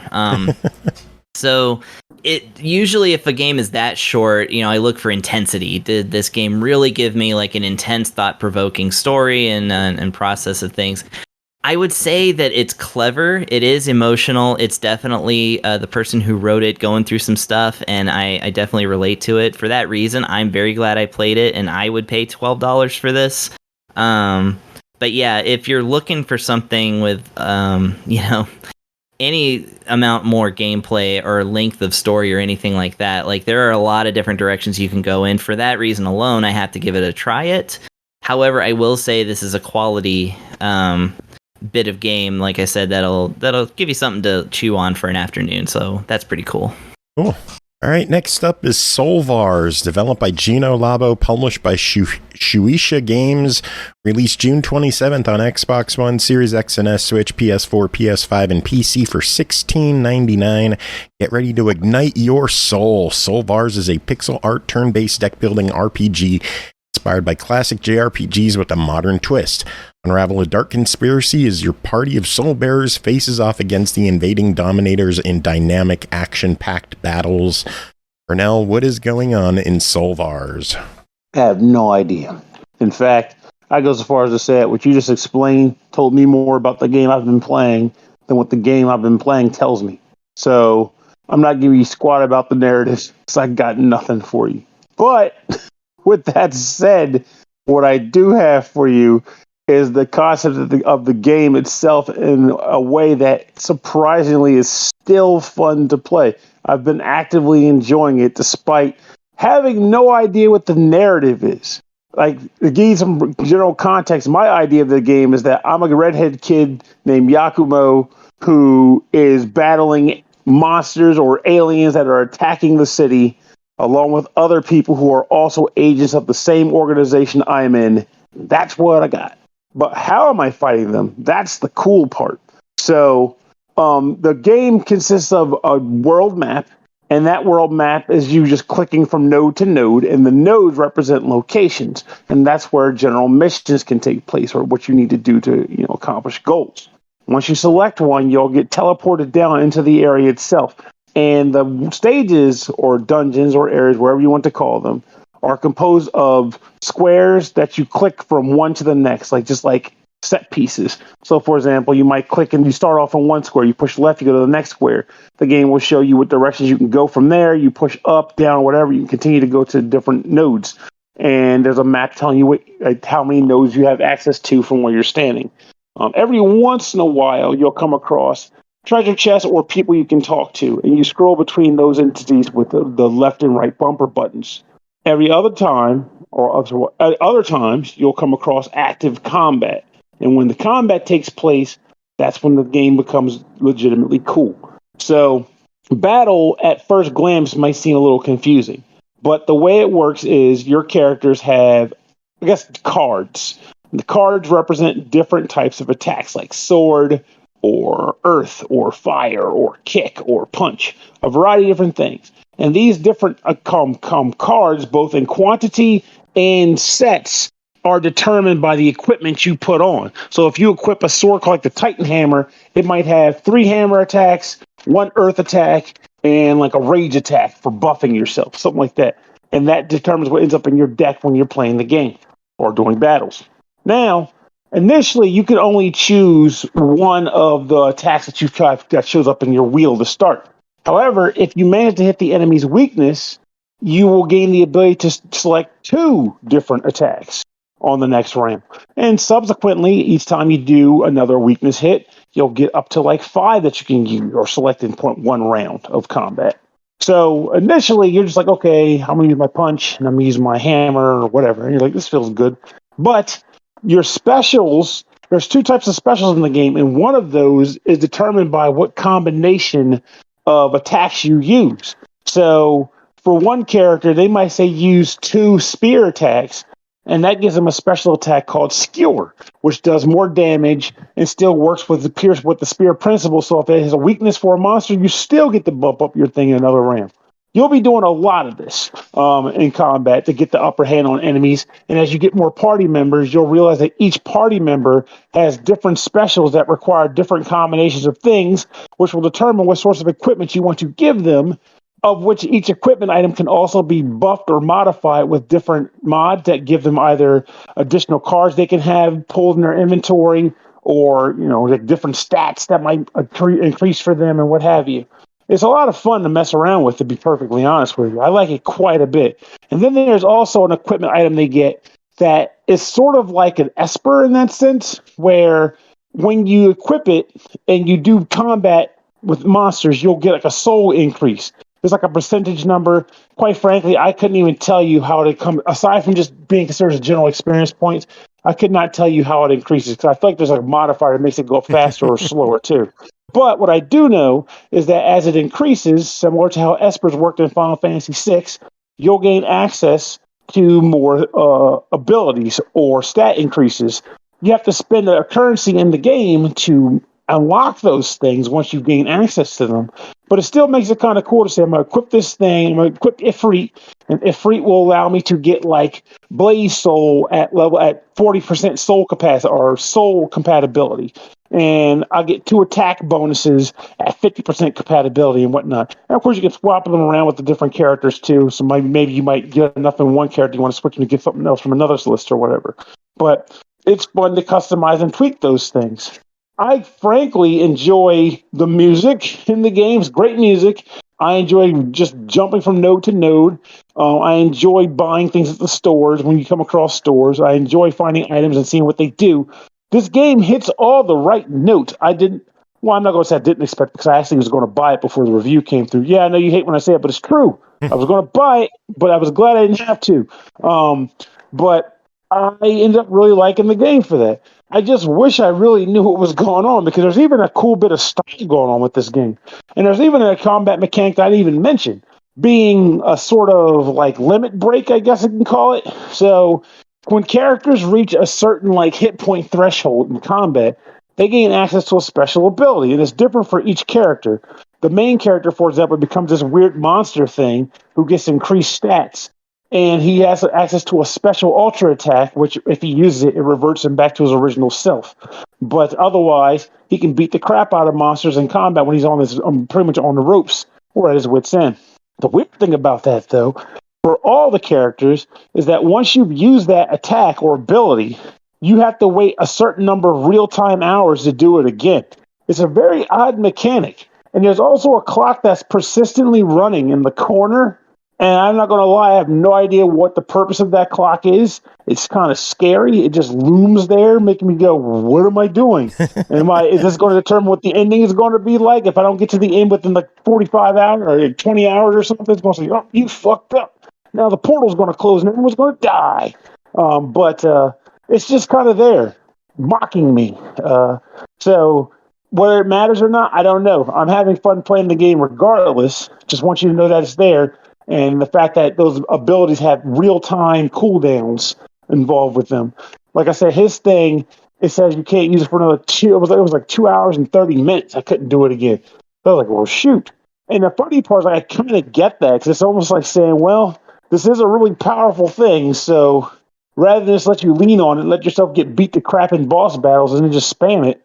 Nah, if you're going to use it, you ain't using it again for a long time, so make it count. So, all in all, I would say this game is a genuine amount of fun. Like I said, I don't know what's happening half the freaking time. Kind of don't care. I just like walking. Yeah, I mean, I just be quite frank with you. With all the games we play, both on the show and off the show, sometimes I just stop giving a crap. In this case, it's not even about not caring so much as that I just didn't pick it up. But I'm basically saying that to note that I don't necessarily need to know what's happening in my game to know if I'm enjoying it or not, so long as I'm actually engaged in the mechanics the game provides me. And this game does that. I'm having fun with it. Now, is it $16.99 worth of engaging for you? Yep, I would have paid for this. Absolutely, but you but didn't. Womp womp. All right, next up is Garlic, developed by SYLPH, published by Ratalaika Games, releasing July 4th on Xbox One, Series X and S, Switch, PS4, PS5 for $14.99. You are Garlic, an onion-headed boy. Wait, are you garlic or onion? Pick one. And you want to climb the sacred tower to meet the cyber goddess who will grant your wish, but then something doesn't go as planned. Chris, what the hell's happening in Garlic? I don't even know what they're talking about there. Should I read more of the thing? No, you don't have to. There's no story that needs to be. More. Yeah, you don't need to know about what's going on here. They tell you perfectly in the game with like very few words, honestly. Okay, so yes, Garlic. You pointed out right away is a onion-headed kid. Whatever. That's fine. I mean, I'm not a big believer in nominative determinism anyway, so just because his name is Garlic does not mean he has to have garlic for a head. He can have an onion for a head, no problem. Anyway, so this is a challenge platformer with a difference. Yes, you do play a guy who a character I actually quite like. I have grown to really enjoy him because Garlic is given really quite a lot of personality, mainly through deaths and certain mini games. He has the best facial expressions. It's very like some classic anime trope, like facial expressions and stuff. Like you can see him being very like, tsundere serious, and then you can see him like do the overreaction like type stuff, depending on how he gets killed in the stages, which will happen many times. Okay, so basically the way that it plays, because it's very important to know how an action platformer is going to be, is that you run around and jump.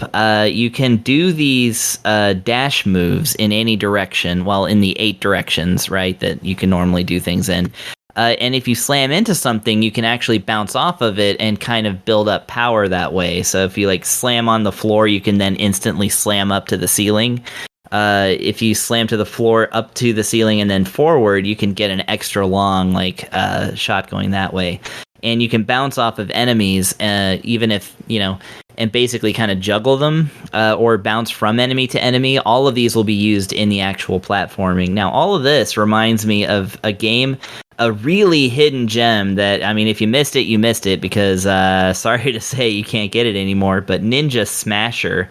Not Ninja Striker. That's the same Ninja, but a different game entirely. But Ninja Smasher on the 3DS had it was a really basic looking platformer, right? And it was kind of a Metroidvania, but it had such a satisfying, really awesome, just set of movements that you could do. It really made you feel like a little ninja, bouncing from enemy to enemy and stuff like that. That's kind of how this game is, except that they also throw in hazards that are level specific. So you got the sewers, of course, where there's water drip, or there's acid or whatever dripping from the from the pipes above, and also pools of death underneath, and big old fish and things like that, moving platforms, the like. You got a fire level, which has all the like fire traps of like any Mario game, like the spinning fire stick and like the potobos, the fire's coming out of the lava, flame shooter pipes and stuff like that. You'll see a lot of tributes to other games very subtly in this game. And of course, like I said, your thing is to wall jump, slam, slide, and just kind of make your way around these really short spurt stages.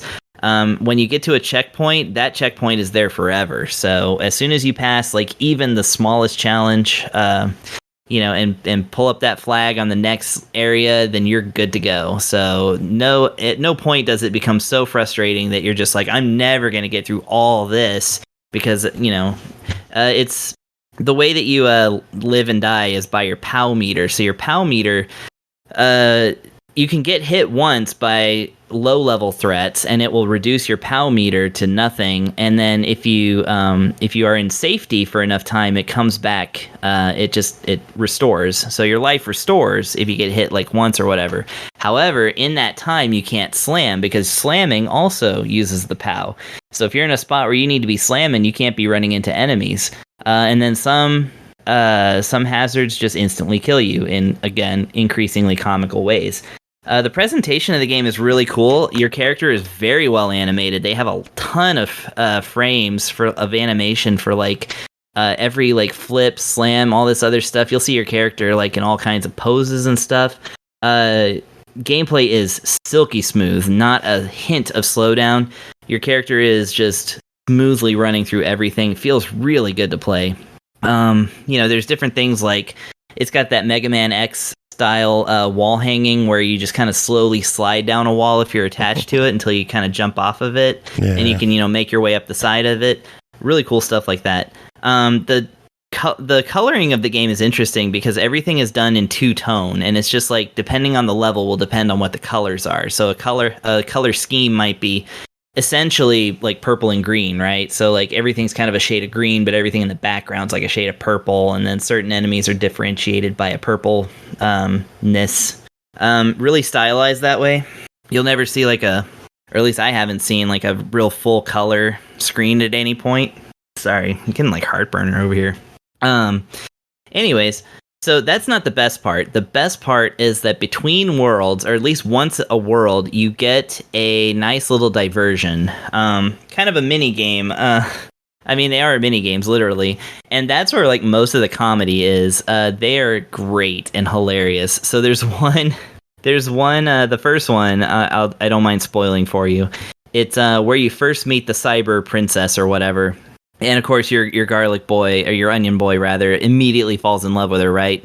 And she's like, "I'll be waiting for you at the top of the tower," and she blinks out and stuff. And then there's this scene where he gets this extremely serious anime look on his face and starts walking in like a very like slow, determined like anime way with his cape blowing in the breeze. And your job, the camera's facing him, and like the stage is like kind of going by while you're facing him walking in this serious way.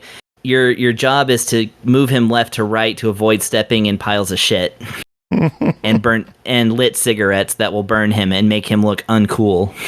So and if you can kick a can, you get 5 points to your cool meter. So you want to kick cans and avoid piles of poop. And nice. that will increase your meter of attractiveness, I suppose, to the cyber princess, to be determined later. Then there's a game where they just, in the middle of the stage, they just drop this arcade that you play, and you enter in coins that you've been collecting through the levels, and you play a vertical shooter, actually a shmup. That's just a fully made shmup that's just right in there, and you get to play it, and every time you lose, your character cycles through different looks of disappointment and rage, and they're hilarious. And it's there's real rewards in the game for doing well, but yeah, it's just it's really nice that they broke up this hard precision platformer with those elements. I really enjoyed it. So yeah, like I said, I honestly am not usually a fan of precision platformers because they usually boil down to, you can only do one thing to get through this stage and get it right. Because that seems to be the thing, it's just like you got to do this perfectly exactly this way, or else, like your games that are kind of based on the Kaizo thing are like that. A lot of the silhouette platformers are like that I call them, that have no graphics at all. This game is really cool because, yes, it is very challenging. You will die a lot into things that will seem kind of unfair, but I have honestly, like, every time I go through them, I do it in a slightly different way, and eventually, one way will work, but it feels like a lot of ways would have worked. It's just like there's room to be inventive in how you get through this stage. I enjoy that it's challenge but variety and a lot of personality. So impressed by this one. It is $14.99. What are your thoughts on it? Yeah, I definitely would say don't sleep on this one. This is I know Ratalaika has a ton of games. I think I went through their list recently. It was like 234 on the Switch alone. Wow. So yeah, there's a lot of Ratalaika games out there. They typically do good quality for what the price is, but this one I think is on a little bit of a higher level. I would say that $14.99 sounds like a great price for this one, and you get a lot of challenge. And again, it's got some hilarious scenes that you're gonna want to show to people. I actually did capture a video of the badass anime walking scene. I might upload that to Twitter later. Nice. But, yeah, so get this one. All right, well, we got one final game to talk about on this monster of an episode that is called Yomi 2, developed and published by Sirlin Games, released June 27th on Steam Early Access for $24.99, a fighting game in card form. Yep, cards again. Learn your character, practice combos, and read the opponent's tendencies. Strategic turn-based card battling that lets you experience the nuances of fighting games like Street Fighter and Fantasy Strike by a lead designer who worked on both. Pernell, tell us about your time with Yomi 2. This game is pretty interesting in that it bears a lot of similarities to another game I like that is also a card game, tabletop card game, but from what I recall, Yomi also originated as a tabletop card game, so logical there, makes sense. But the idea behind this game is that, for those who don't know, the word Yomi, though I don't know the specific definition, I know that in fighting games it refers to kind of the art of reading your opponent and that kind of back and forth that players have in regards to saying, okay, how do I counter this? Is he going to do that? Because if he's going to do that, then I should do this, and so on and so forth. And the whole premise of Yomi, the game, is that it intends to encapsulate that feeling that you have in a fighting game in a card game, of which it largely succeeds so long as you're willing to give the game a chance and sit down with it, because there's a fair bit to learn in this bad boy. But on the surface, the premise, or rather the concept of the game, is that characters have cards.